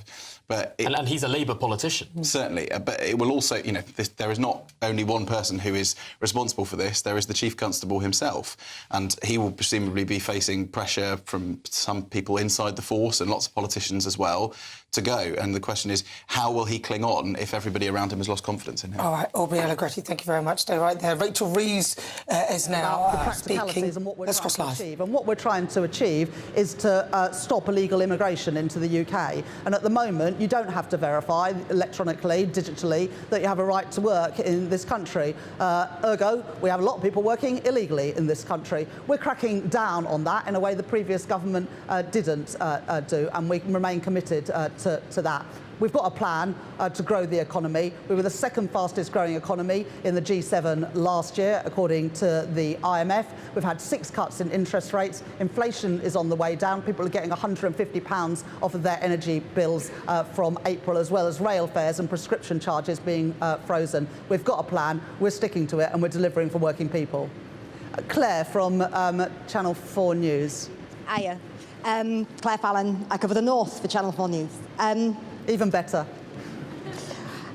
You talked about learning the lessons from HS2, and it just occurred that isn't the lesson the North learned from HS2 that actually the money might run out, they might not get to you before it all gets cut? And with that in mind, with the sequencing that you've set out, with doing Yorkshire first and then doing Manchester to Liverpool, can that be perceived as kind of being a carrot-shaped incentive to keep Andy Burnham in line? We've worked on this plan with everybody, and what is happening right now is the electrification of the Manchester to Leeds line, the Transpennine route upgrade.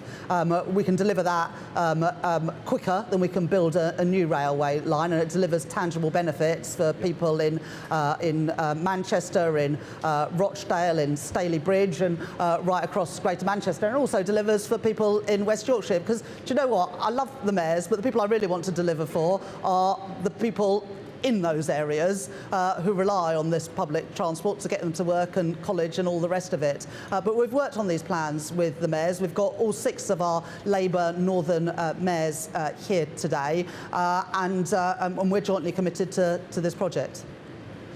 I'll take a question. Is it Tom from the Mirror? Alex from the Mirror. Alex. You talked about how important this is for the North, but a lot of it isn't going to materialise until the 2030s and beyond. Are you worried that the time all this takes to build risks leaving a generation behind right now? I wish we could have got started on this 14 years ago. Believe you me, Alex. I've been an MP for almost 16 years. A lot of those were wasted in opposition whilst, you know, frankly, the Labour Party had to fight with itself rather than trying to govern the country. We're in power now. We've only been in power for 18 months, but we're already delivering on our plan. We are upgrading the Transpennine route. We've got that money flowing into city regional transport. We're taking money off of people's energy bills, so mirror readers from April will be getting £150 off their bills. The rail fares on the railways that we do have will be frozen this year, the first time that's happened in 30 years, and we've frozen prescription charges for the 2nd year in a row. So we are delivering now for people, but I'm not going to apologise for making the right long-term decisions as well. But I want the long-term to be as quick as possible, which is why we are phasing Northern Powerhouse Rail. We're not going to wait for the whole thing to be built between Liverpool and York to get the benefits anywhere on that journey. And that's why we are confident, the mayors are confident, Peter is confident that in the early 2030s people will see the benefits. And the young people that I met today who are on their doing their apprenticeships here know now that they're going to have work for decades to come. And that is really important, because one of the problems with rail investment, it has been stop-start, and contractors haven't known whether to train up their people, and people haven't known whether to go into the industry. Well, the message I'm saying to the young people today is you can plan a future. You know, you can buy a home, you can get married and have kids, knowing that there's going to be work for you with your skills for years to come, and work right here where you live, where your home is in the north of England. Take a question from Ryan from The Sun. Thank you, Chancellor. On business rates, you say that you want to help the high street, but shops, restaurants, pharmacies are asking for help on those business rates. Will you come up with a rescue package beyond pubs, or are you willing to sacrifice them, sacrifice hospitality, and slowly kill off the high street? Well, it's a pleasure to see you as ever, Ryan. He's much nicer in real life. Ryan, during the pandemic, quite rightly, a lot of temporary support was given to the hospitality sector, particularly to pubs, because they were closed. That's not the same for the whole economy, and not the same for the whole high streets. Many shops were able to stay open during the pandemic, and so their valuations stayed pretty steady. But the valuations of pubs collapsed, and as a result, their business rates payable fell. In our business rates review, we have permanently reduced the business rate tax for our high streets and for smaller businesses. But as that temporary relief comes to an end, although we are putting £4.3 billion of temporary support in, and as those valuations have risen, the tax paid on business rates for some pubs is going up. And that's why I've said, working with the industry, that we are working on additional support for those businesses. But if you are putting in support, you've got to find the money somewhere else. We already put up taxes significantly in the two budgets to steady our public finances, which has enabled interest rates to come down 6 times. So we're working with the hospitality sector. I've been very clear that there is a package to come on top of what we've already done for pubs, and we'll be announcing that in the days ahead. Yep. Thank you. Tim Wallace of the Daily Telegraph. Chancellor, you said you want to help pubs. You also said you want to help with the cost of living. Are you reconsidering next month's increase in alcohol duty? It's going up 3.66%, which is an extra squeeze on the sector. No, I set out the budget on November the 26th, including uprating by inflation those duties. So they are going up as planned, but only in line with inflation. The key cost of living offer that we made in the budget was £150 off of the average energy bill, freezing rail fares for the first time in 30 years, and freezing prescription charges for the second year in a row. As a whole, the Office for Budget Responsibility say that that will take around 0.4, 0.5 percentage points off of inflation, and that should give confidence to the Bank of England in terms of cutting interest rates. We've already had 6 cuts in interest rates since I became Chancellor in July 2024, taking hundreds, in some cases thousands of pounds off people's mortgages after the disaster that was done to people's mortgage rates and their living standards under Liz Truss and the Tories. I mean, I think they're still in the Tories. Who knows? Who's got the next question? Yeah. Thanks, Chancellor. It's Josh Halliday from The Guardian. You've spoke about the understandable cynicism that people have. One way to answer that might be to give detail on the money behind it. Yeah. You've mentioned 1.1 billion in this spending review. Can you say how much will be allocated to this in the next spending review, or give a rough idea? And secondly, if I can, 4 years ago, Labour described the Tories' NPR as an absolute betrayal and called it the Great Train Robbery. That version looks very similar to this. Is this just a massively watered down version of what the mayors actually wanted? Well, look, the mayors can speak for themselves, but this project has the backing of all the mayors, and the big difference between Tory promises and what I'm setting out today is that this is got money behind it. £45 billion envelope for this investment. It is important that we set an envelope and set a cap, because all the lessons, and Peter will know this better than most, all the lessons from HS2 is a failure to have a plan when it was announced with a route, the failure to have an envelope or a cap, but also the failure to phase it, but just to think of it as one project, are the things that led to these huge cost overruns. And also, it's not just the money we're announcing. The Planning and Infrastructure Act means it will be quicker and easier to get the planning permission and get this over the line. And this is not just about rail. This is also about new housing. I was with Andy and Steve in Stockport before the last general election, seeing the amazing investment into housing and business there, connecting Manchester city centre and Stockport, I think 8 minutes on the train. So using the transport infrastructure to connect people with jobs, with more affordable housing. I want to see that in more parts of the country, which is why we are fast-tracking housing development around stations, because the infrastructure is already there. So investment by the government and with mayors in transport to unlock tens of billions of pounds more of growth in our northern towns and cities. And together with Tom Reardon, who we've appointed as our Northern Growth Envoy, we'll be publishing more details of our Northern Growth strategy in the spring.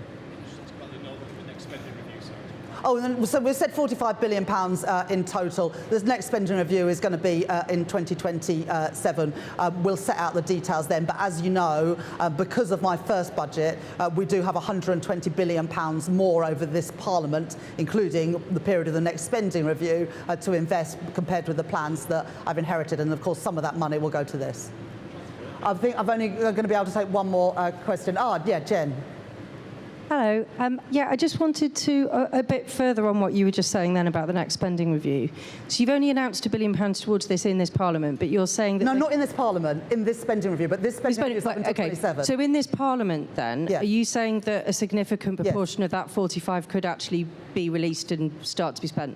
Yes, so the first spending review only takes us to 2027. So the £1 billion is being released to do the preparatory work and some of the land purchases. But the next spending review will allocate more money, including for the final 2 years of this Parliament. So you don't need to, be worried that it's £1 billion in this Parliament. That is not the case. We've got a spending review. It's important that we're making these announcements now so that ahead of the spending review, we can work out what is needed in this Parliament and then what is needed in the years ahead. Hello? But do you have any sense of how much of that 45 could then get released in this Parliament? That's what I'm saying. I realise you haven't done a spending review yet, but it doesn't sound a lot at this moment because it's 1.1 billion. Yeah, but it's not 1.1 billion. No, I know. It's 1.1 billion. I understand that, but are you expecting it to be a significant amount of money that you release in the next spending review for this? Right. Well, if we're going to, as I've just committed to, feel the benefits in the early 2030s, there better be some money committed at the spending review. I'm the Chancellor. I'm telling you, there will be. Can I just ask, as a follow-up, how easy was it negotiating with the mayors? Thank you. What do we call them? A magnificence? A munificence of mayors is the new, what's it called? A collective noun for mayors, and they are magnificent. But look, we could have said, which is what previous government did, oh, here's a plan. Yeah, that is what happened, isn't it, Peter? You were around for some of that. But that was not our approach. We've worked together on this. And that is the right approach because look, I'm an MP up here. I've got a bit of idea about what people in Leeds want, but I'm not as connected as Tracy and Andy and Steve and Kim and Oliver and David are. Of course I'm not. That is why it's so important. And also beyond that, we've got all of our local council leaders here as well today who've been absolutely crucial in making this plan better. Central government does not have a monopoly on good ideas. Some of them come from elsewhere, and a lot of them have come from our brilliant mayors and our local leaders. And we're going to continue in that vein. This is a cross-government piece of work. We've got Steve and Peter here today. Heidi's been in the House this afternoon making that announcement.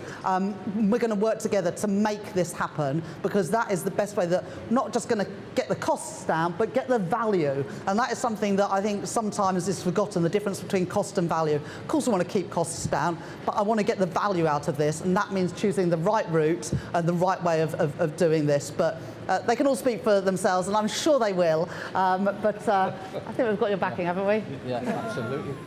There you go, Jen. Thank you very much. I'm afraid that's all we've got time for, but I'm sure we'll discuss this on many other occasions. Thank you. Well, there we have it. The Chancellor asking a variety of questions, but this, the big announcement of a new set of trains for the North, a new train line for the North, Northern Powerhouse Rail. Right, well, Aubrey Allegretti, he joins us now. Aubrey, there were some things she said there. She said this party doesn't have the monopoly on great ideas. Yeah, she was clearly feeling quite fiery today. I mean, it's a really interesting, plan, and effectively Rachel Reeves has been out today defending the fact that she is not looking particularly closely at, for example, important to be able to connect up both the North and the South. Instead, she's saying we just want to improve connectivity in the North. She's been making the jobs case for that, talking about it improving productivity, but there will be people looking at this and saying you also do need to improve links between the South and the North for people to be able to travel easily between them, and that's probably the big question for her, as well as this issue about how much money she's going to commit in the next spending review, which ends in about 2027, and she's only committed £1.1 billion so far. That's a drop in the ocean compared to, well, 1/45th of the total budget for this so far. I'm pretty young in this game of politics, but I'm just about old enough to remember a Chancellor called George Osborne, who had basically this idea, and it's clearly got dropped and then readopted and then dropped again. I think Boris backed it at one point. Liz Truss wanted to bring it back. It got dropped again by Sunak. I mean, this has been the most hokey-cokey of hokey-cokey projects. How do we trust that it's going to happen this time? Yeah, I mean, I think there will be a lot of people watching who are sceptical that it's going to be delivered on time or on budget. And all Rachel Reeves is really committed to is that we will start to see and feel the effects from the early 2030s. Now, I guess you can take your pick about when early in the 2030s is. Does 2034 possibly count as that? Well, they might not be even in power, though. That's no, exactly. It'll be well after the next election. Yeah. So there will be lots of Labour MPs nervous and saying, OK, well, brilliant, if there are jobs provided as a result for the construction of this new set of lines and obviously the sort of restructuring of existing lines, brilliant. But they do actually want passengers to be able to start to feel the benefit of lower fares, faster trains and more capacity. Well, it'll be fascinating to see if this one does actually get off the ground. Or get on the rails. Or get on the rails and roll along the rails. Yes. It'd be nice if it got off the ground, wouldn't it? A maglev train across... Well, let's not tell the Treasury that. Well, maybe by the time we get to 2030, that'll be old tech, as in... Because it looks like it's going to take ages and cost an absolute arm and a leg. Oh. But lots more coming up on today's show. Aubrey and Gretty, thank you very much for joining us. Yes, of course, the Home Secretary has announced powers to sack police chiefs and underperforming police chiefs, I should say. All of that and much more to come. You're with GB News, Britain's news channel.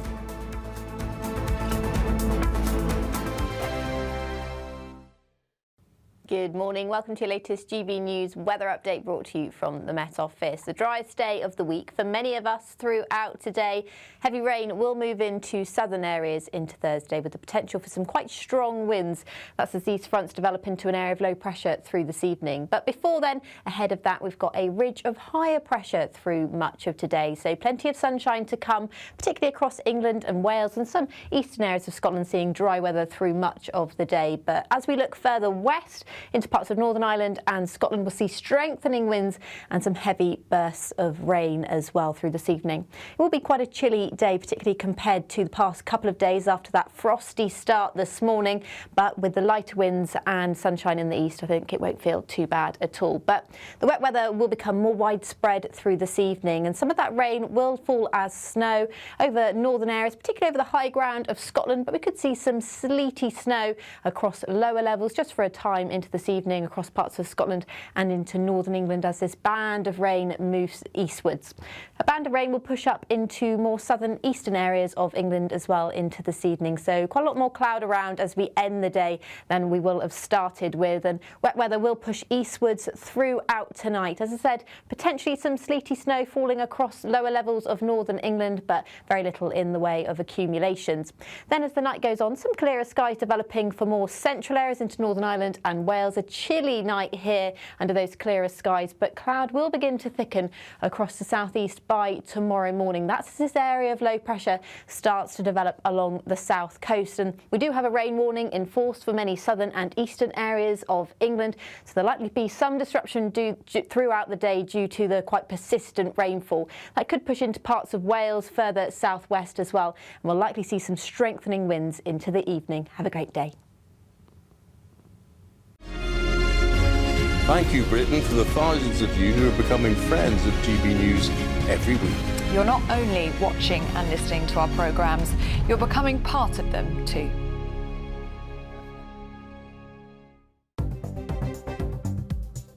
Good afternoon. This is the latest AI travel news from GBnews.com. The A465 westbound is closed after an incident between Abergavenny and Pandy, with a diversion currently in place for motorists.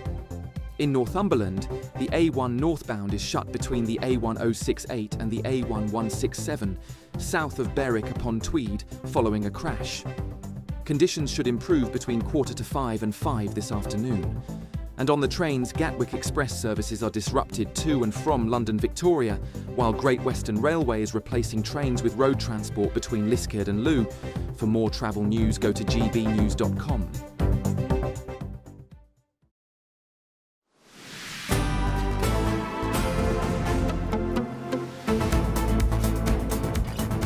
Good afternoon, Britain. 41 minutes after 2 o'clock now, the Home Secretary announces powers to sack underperforming police chiefs. Let's go live to GB News' national reporter, Jack Carson, who's at the West Midlands Police Headquarters. Jack. Yeah, thank you. I mean, quite extraordinary, of course, that statement in the House of Commons from Home Secretary Shabana Mahmood, openly saying that she had no confidence in the Chief Constable of West Midlands Police, of course, talking about how under the last Conservative government, the power for a Home Secretary to remove the Chief Constable of a police force was taken away, and so she is now looking in the months ahead with a white paper on wider police reform that the government will publish in the next few months, that she will include the power for once again the Home Secretary to be able to remove a Chief Constable if she feels or they feel that they are underperforming to an unacceptable level. It's certain, as she said in that statement, that she does not expect that power to be used regularly, but believes that it should be something which should be an option for whichever the Home Secretary is at the time. She talks in that statement about how it's 20 years since the Home Secretary last publicly said that they had no confidence in the Chief Constable of West Midlands Police, and of course all of this coming off the back of Sir Andy Cook's interim report from His Majesty's Inspectorate of Constabulary into exactly how West Midlands Police managed their intelligence and evidence in deciding ultimately to ban Maccabi Tel Aviv fans from attending that match against Aston Villa back in November. And she said in that statement that the findings were quite damning, that the force committed limited engagements with the Jewish community, including claiming that they couldn't engage with the communities because of high holy days. And the Home Secretary said that there is no excuse to claim that because there were none of those days taking place in the period at which this consultation was ongoing between the police and the community. The report talks about a confirmation bias, saying that rather following evidence, they sought only evidence that agreed with their decision. And just to reflect, of course, with the new powers that the Home Secretary wants to bring in to sack Chief Constables comes after she says she has no confidence in Chief Constable Craig Guilford of West Midlands Police. Well, Jack Carson, thank you very much for that briefing. Well, we're joined now by the Director of Public Affairs, Jewish Leadership Council, Russell Langer. Russell, welcome to the programme. So, Russell, what are your thoughts on this? Because it is now clear that there were lies and also the evidence used to ban Maccabi Tel Aviv fans from the match was on very shaky ground. Well, what are your thoughts on all of this? Good afternoon. The Home Secretary's statement was damning of the actions of West Midlands Police, and these have been issues that we've been raising for a long time now. It's a vindication of the journalism who've been exposing these, just the untruths that have been coming out and the exaggeration of some of the evidence. As we now know, what fundamentally happened here is that West Midlands Police decided they were going to take the decision to ban away fans and then went about a process to make the evidence fit that outcome. And that's concerning. The Home Secretary's right to have no confidence. We called for the Chief Constable of West Midlands Police to resign last week, and that's surely what he must do now. And if not, he should be sacked by the Police and Crime Commissioner for the West Midlands. But there's also fundamental questions. Yes, this is about leadership. This is about the actions taken within the police force, and fundamental questions as to why this action was even deemed necessary by them in the first place. Why did they underplay the threats faced towards the visiting football fans from members of their own community? What are going to be the conversations that we have going forward about some of those underlying issues that we have in this country that have been exposed by this case? Well, this is absolutely the crux of the matter. Not just what they did, but why they did it. Why a police chief in this country felt so emboldened to literally fabricate evidence, to have AI hallucinate evidence for them in order to come to a conclusion. I mean, clearly people up and down this force involved in all of this farce were thinking they were doing the right thing. Were thinking that frankly, Jews and Muslims must be kept separate. I mean, that must have been their thought process, and they thought that they were doing something good. I mean, how can people get to that point in modern Britain?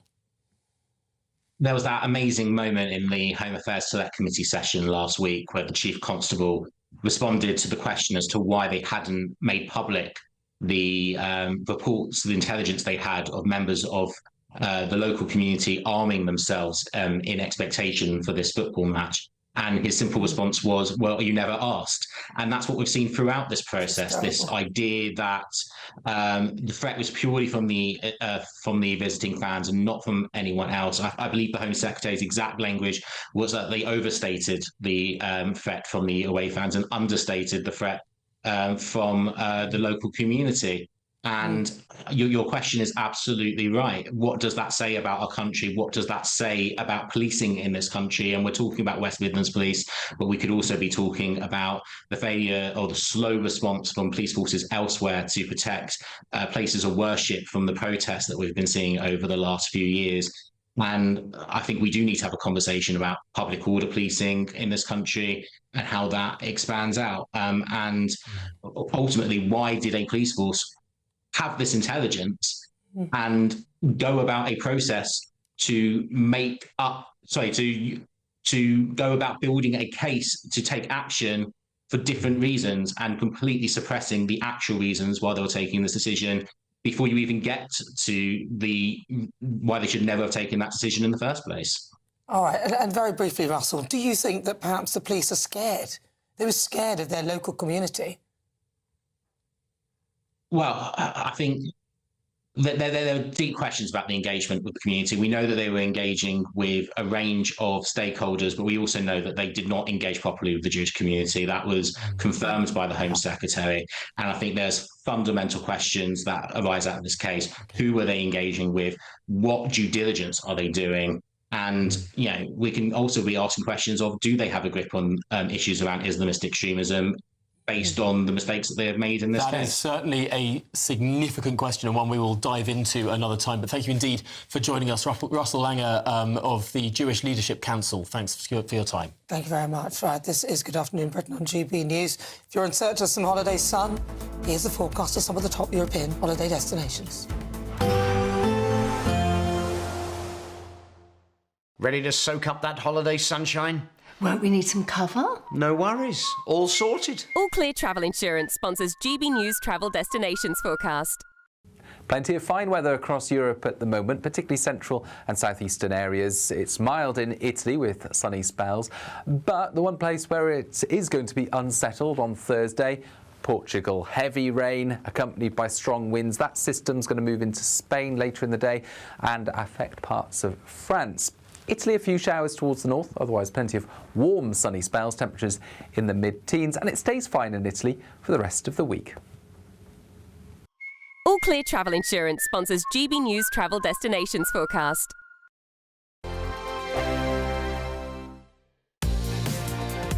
Mornings don't have to be tiresome, especially if you have the right company. Wake up to news as it happens, opinion and debate, and of course, a little bit of entertainment too. Because when the kettle's on, we're on. That's Breakfast on GB News, a show worth waking up for. Every morning from 6 a.m. Only on the People's Channel, Britain's news channel. We'll spread the news, you spread the word. Do you trust what you're being told? Good, because neither do I. Those are just facts. I'm Alex Armstrong, and on my show, we'll expose the spin. Well, I want to answer that, because you didn't let me last time, because you always speak over me. The broken promises. To deny that is denying the truth. And the hypocrisy. Needs to stop. You think we can allow? Politics, policy, parliament. Nothing is off limits. No sugarcoating, no fear of offence, just the truth laid bare. Tune in every Saturday and Sunday at 9 p.m. for Alex Armstrong Tonight, only on GB News, Britain's news channel. Decisions made in Washington aren't just shaping America, they're shaping Britain too. From migration to global security, from crime to health. Whatever happens in the White House today will be felt in your town or city tomorrow. That's why The Late Show is live from Washington, D.C. Cutting through the politics to show you what it all means for Britain. The Late Show live every night at midnight. Only on GB News, Britain's news channel. No matter the state it's in, this is our nation. Join me, Jacob Rees-Mogg, for a genuine, honest discussion on where we have been, where we are going, and where we are with the people who set the direction. Tune in to State of the Nation every Monday to Thursday, 8 to 9 o'clock. Only on GB News, Exciting news. Every Friday, my Patrick Christie's Tonight Show is going to have a twist to it. We're welcoming some special guests. You. That's right, on Fridays I'm going to be doing my show in front of a live studio audience because this show is about you and what you have to say. It's going to be the same big debates, same big topics, same big opinions. But every Friday night at 9 p.m, you are invited to come on down to Patrick Christie's Tonight to be a part of the action. Only on GB News, the People's Channel, Britain's news channel. Hi, I'm Michelle Dewberry and my show is your opportunity to cut through all the noise and dive in headfirst to some robust debates. Ideas clash. Situation, isn't it? Because the failure is... You're deliberately avoiding my point. Nothing's held back. And if you think this is the end of it, wait for more. And we do not shy away from the difficult stuff. Sometimes I want to shake people and say, if only you understood. So join me on Jubes and Kerr weeknights at 6 p.m, only on GB News, Britain's news channel.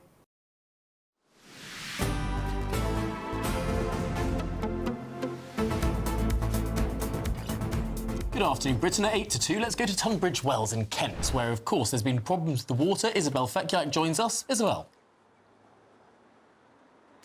Hello, yes, I'm at a water station in Tunbridge Wells. People have been arriving here all morning to collect bottled waters off the pallets behind me. It's their 5th day without water here, and this happened also in December, where they went 2 weeks without water too.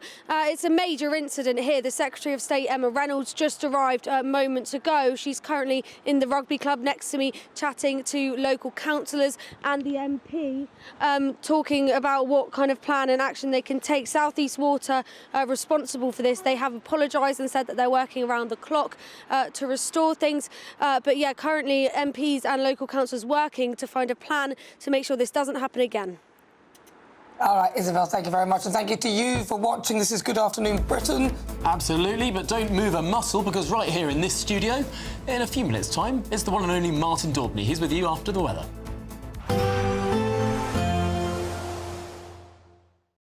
Today, clouds overhead, total zen within. Box Solar sponsors the weather on GB News. Good morning. Welcome to your latest GB News weather update brought to you from the Met Office. The driest day of the week for many of us throughout today. Heavy rain will move into southern areas into Thursday with the potential for some quite strong winds. That's as these fronts develop into an area of low pressure through this evening. But before then, ahead of that, we've got a ridge of higher pressure through much of today. So plenty of sunshine to come, particularly across England and Wales and some eastern areas of Scotland seeing dry weather through much of the day. But as we look further west, into parts of Northern Ireland and Scotland, we'll see strengthening winds and some heavy bursts of rain as well through this evening. It will be quite a chilly day, particularly compared to the past couple of days after that frosty start this morning. But with the lighter winds and sunshine in the east, I think it won't feel too bad at all. But the wet weather will become more widespread through this evening, and some of that rain will fall as snow over northern areas, particularly over the high ground of Scotland. But we could see some sleety snow across lower levels just for a time into this evening across parts of Scotland and into northern England as this band of rain moves eastwards. A band of rain will push up into more southern eastern areas of England as well into this evening. So quite a lot more cloud around as we end the day than we will have started with, and wet weather will push eastwards throughout tonight. As I said, potentially some sleety snow falling across lower levels of northern England, but very little in the way of accumulations. Then as the night goes on, some clearer skies developing for more central areas into Northern Ireland and Wales. A chilly night here under those clearer skies, but cloud will begin to thicken across the southeast by tomorrow morning. That's as this area of low pressure starts to develop along the south coast, and we do have a rain warning in force for many southern and eastern areas of England, so there'll likely be some disruption throughout the day due to the quite persistent rainfall. That could push into parts of Wales further southwest as well, and we'll likely see some strengthening winds into the evening. Have a great day. Today, clouds overhead, total zen within. Box Solar sponsors the weather on GB News. The There's just 3 weeks left to grab your chance to win our biggest cash prize to date. An incredible £85,000 in tax-free cash could be yours. Cash to make 2026 the year of yes. That's yes to holidays, yes to treats, yes to making all of those dreams come true this year. Just make sure you don't miss out. For another chance to win £85,000 cash, text cash to 63225. One entry costs £2.50 plus one standard network rate message. Or text bonus to 63225. 5 entries cost £5 plus one standard network rate message. Go to gbnews.com/win. Entries start at £2.50. Call 0903 686 3232. Calls cost £2.50 plus your network access charge. Or post your name and number to GB18 PO Box 8690 Derby DE1 9TT. UK only. Entrance must be 18 or over. Lines close at 4 p.m. on the 30th of January. Please check the closing time if listening or watching on demand. Good luck. Mornings don't have to be tiresome, especially if you have the right company. Wake up to news as it happens, opinion and debate, and of course, a little bit of entertainment too. Because when the kettle's on, we're on. That's Breakfast on GB News, a show worth waking up for. Every morning from 6 a.m. Only on the People's Channel, Britain's news channel. We'll spread the news, you spread the word. From the school run to the home run, watch a new show for all of Britain. He can say whatever he wants. A straight-talking show where all voices are heard. And, you know, when are we going to stop talking about smashing the gangs and actually do it? With the stories that matter from every part of our country. There's a bit of a crash landing there for your Chancellor. Bold, fearless and standing up for you. That's me, Martin Daubney, 3 p.m. till 6 p.m, weekdays, here only on GB News. The People's Channel, Britain's news channel. Westminster's full of talk, but out here, it's the real world. Am I allowed to talk No, now? that's it. This is where it matters, real people and real lives. That's what politics is all about. In fact, has Trump made a good start? No. Straight answers, no spin, and just a couple of pints. How many fingers have I got up? About 10. So join me for Lee Anderson's Real World every Friday at 7 p.m, only on GB News. The People's Channel, Britain's news channel. You want to know what's really going on in the corridors of power? Labour don't know what to do with you half the time, and that makes you quite lethal in the chamber. Get behind the headlines with Chopper's Political Podcast. Join me, Christopher Hope, as I sit down with the great and the good of British politics. We'll see where this ruling takes us. These are the stories shaping our nation. Chopper's Political Podcast, available now on all platforms. Listen in and stay ahead. A really important thing about GB News, and it's brought something completely different to the landscape. The mainstream is all about keeping the status quo as it is, ticking along quite nicely. They don't want to ask difficult questions. GB News exists because there is a desperate need for fearless journalism that puts the people first. GB News came on the scene as a disruptor, and it has always been a disruptor ever since. Journalism in this country has been a cosy world full of groupthink until now. Well, the reality is that most British journalists are afraid. That's not GB News. Journalism is journalism at the end of the day, and we're not here to serve any masters. Our masters are our audience. We're here to talk about things in a way that have never been broadcast on British airways before. Do not miss a moment on GB News. The #1 news channel in the country.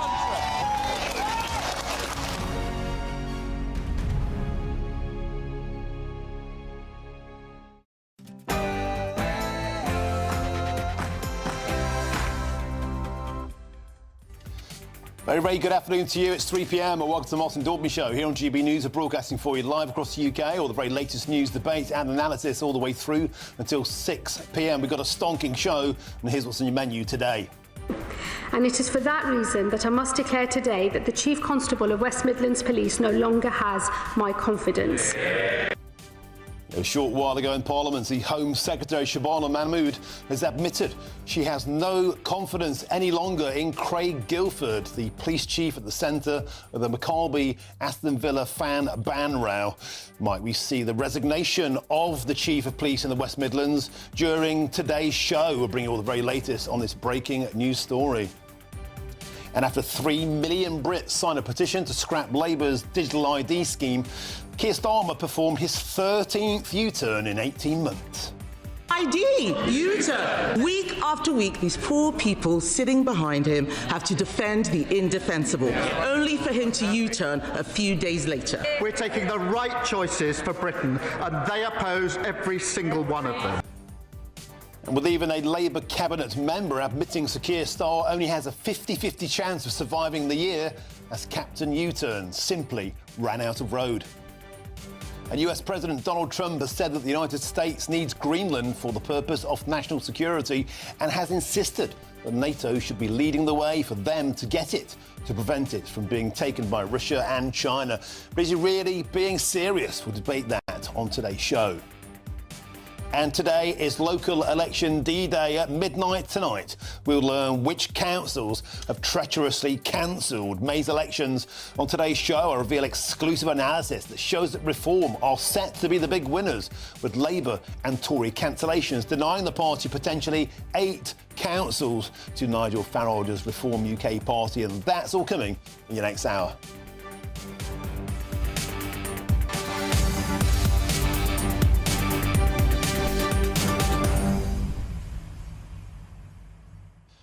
Well, to show what a show we have for you today. A deep analysis of those local elections. Cancellations happen, of course, at midnight tonight. Who will be the big winners? Who will be the big losers? West Midlands Police Chief Craig Guilford, he could be biting the bullet this afternoon. There's no way back, surely, from a Home Secretary saying she has no confidence in a police chief. I'll be joined in the studio by Nick Timothy, the Conservative MP who's driven much of this story forward. And it's Wednesday. I'm joined on my far left by Nigel Nelson. He's my my debating partner for the next 3 hours. And also I'll be joined by the Red Wall Rottweiler, Lee Anderson, talking about a poll out today putting the Labour Party in the precarious position, the historically unprecedented position, their entire cabinet being wiped out in the latest opinion poll from Find Out Now. 16 out of 22 losing to guess who? To Reform UK. Perhaps that's why Sir Keir Starmer is so obsessed with Reform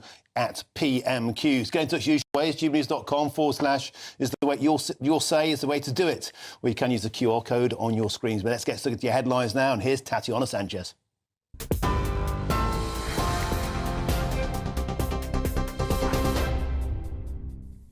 Martin, thank you very much and good afternoon. The top stories. The government has scrapped plans to force workers to sign up to a new digital ID scheme to prove their right to work in the UK. Ministers will still move towards digital checks by 2029 using things like biometric passports, but signing up to a national digital ID will now be optional. The climb down sparked a fiery clash at Prime Minister's questions, the 13th U-turn in just 18 months for Sir Keir Starmer's government. Conservative leader Kemi Badenoch seized on the reversal, accusing Labour of having no sense of direction as she reeled off what she called a growing list of backtracks. The winter fuel allowance, U-turn. Waspy women, U-turn. The 2-child benefit cap, U-turn. Grooming gangs inquiry, U-turn. The family farms tax, U-turn. Digital ID, U-turn. Jury trials, U-turn. We hope so. We hope so. I think that's going to be the next one, Mr. Speaker. Week after week, these poor people sitting behind him have to defend the indefensible, only for him to U-turn a few days later. Well, the Prime Minister hit back, insisting the government is taking the right choices for Britain, saying ministers listened and adjusted, and accused the Conservative Party of hypocrisy after years of policy chaos. Don't get me started on 5 Prime Ministers, 6 Chancellors, 8 Home Secretaries, 16 Housing Ministers. They had more positions in 14 years than the Kama Sutra. No wonder they're knackered and they left the country screwed. In other news, the Chief Constable of West Midlands Police has apologised to MPs after admitting he used artificial intelligence to give wrong evidence about banning Israeli football fans. Craig Guilford says AI falsely produced details of a match that never happened, which was then used to justify stopping Maccabi Tel Aviv supporters from attending a game at Aston Villa. Pressure is now growing on him to resign, with the Home Secretary set to make a statement to Parliament today. A government watchdog has already handed its findings to ministers. President Donald Trump has warned Iran the United States will take very strong action if protesters are executed. Human rights groups say more than 2,400 demonstrators have already been killed in a violent crackdown. One 26-year-old, Irfan Sultani, is now reportedly facing execution within days. Donald Trump told US television the US would act accordingly if the killings continue. Well, now we're hearing that they're going to start hanging protesters. So it comes back to the question, have they crossed your red line or has the line moved? I haven't heard about the hanging. If they hang them, you're going to see some things that I don't know what where you come from and what your thought process is, but you'll perhaps be very happy. What do you mean by that?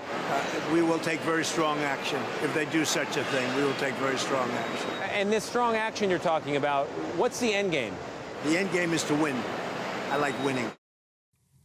Iran blames terrorists for the violence, but Washington says it's now weighing its next move. In London, the Foreign Secretary Yvette Cooper has summoned Iran's ambassador and announced new sanctions, warning the true scale of the violence may be far worse than reported. She told MPs the UK condemns the regime for the horrendous and brutal killings of protesters. The UK has already designated key players in Iran's oil, energy, nuclear and financial systems. Further measures will target finance, energy, transport, software and other significant industries which are advancing Iranian nuclear escalation. And we will work further with the EU and other partners to explore what additional measures might now be needed in response to developments. The government has unveiled its long-awaited blueprint for transforming travel across the north of England, promising faster journeys, new stations and billions of pounds in investment. The Northern Powerhouse Rail project will start with upgrades across Yorkshire before a new Liverpool to Manchester line, with ministers claiming it could add £40 billion to the economy. Sir Keir Starmer says the days of paying lip service to the north are over, but construction won't begin until after 2030. The Conservatives say the plans risk becoming another mirage after years of delays. And Greenlanders are bracing for a White House summit that could shape the future of the Arctic and their own sovereignty. The US Vice President J.D. Vance is hosting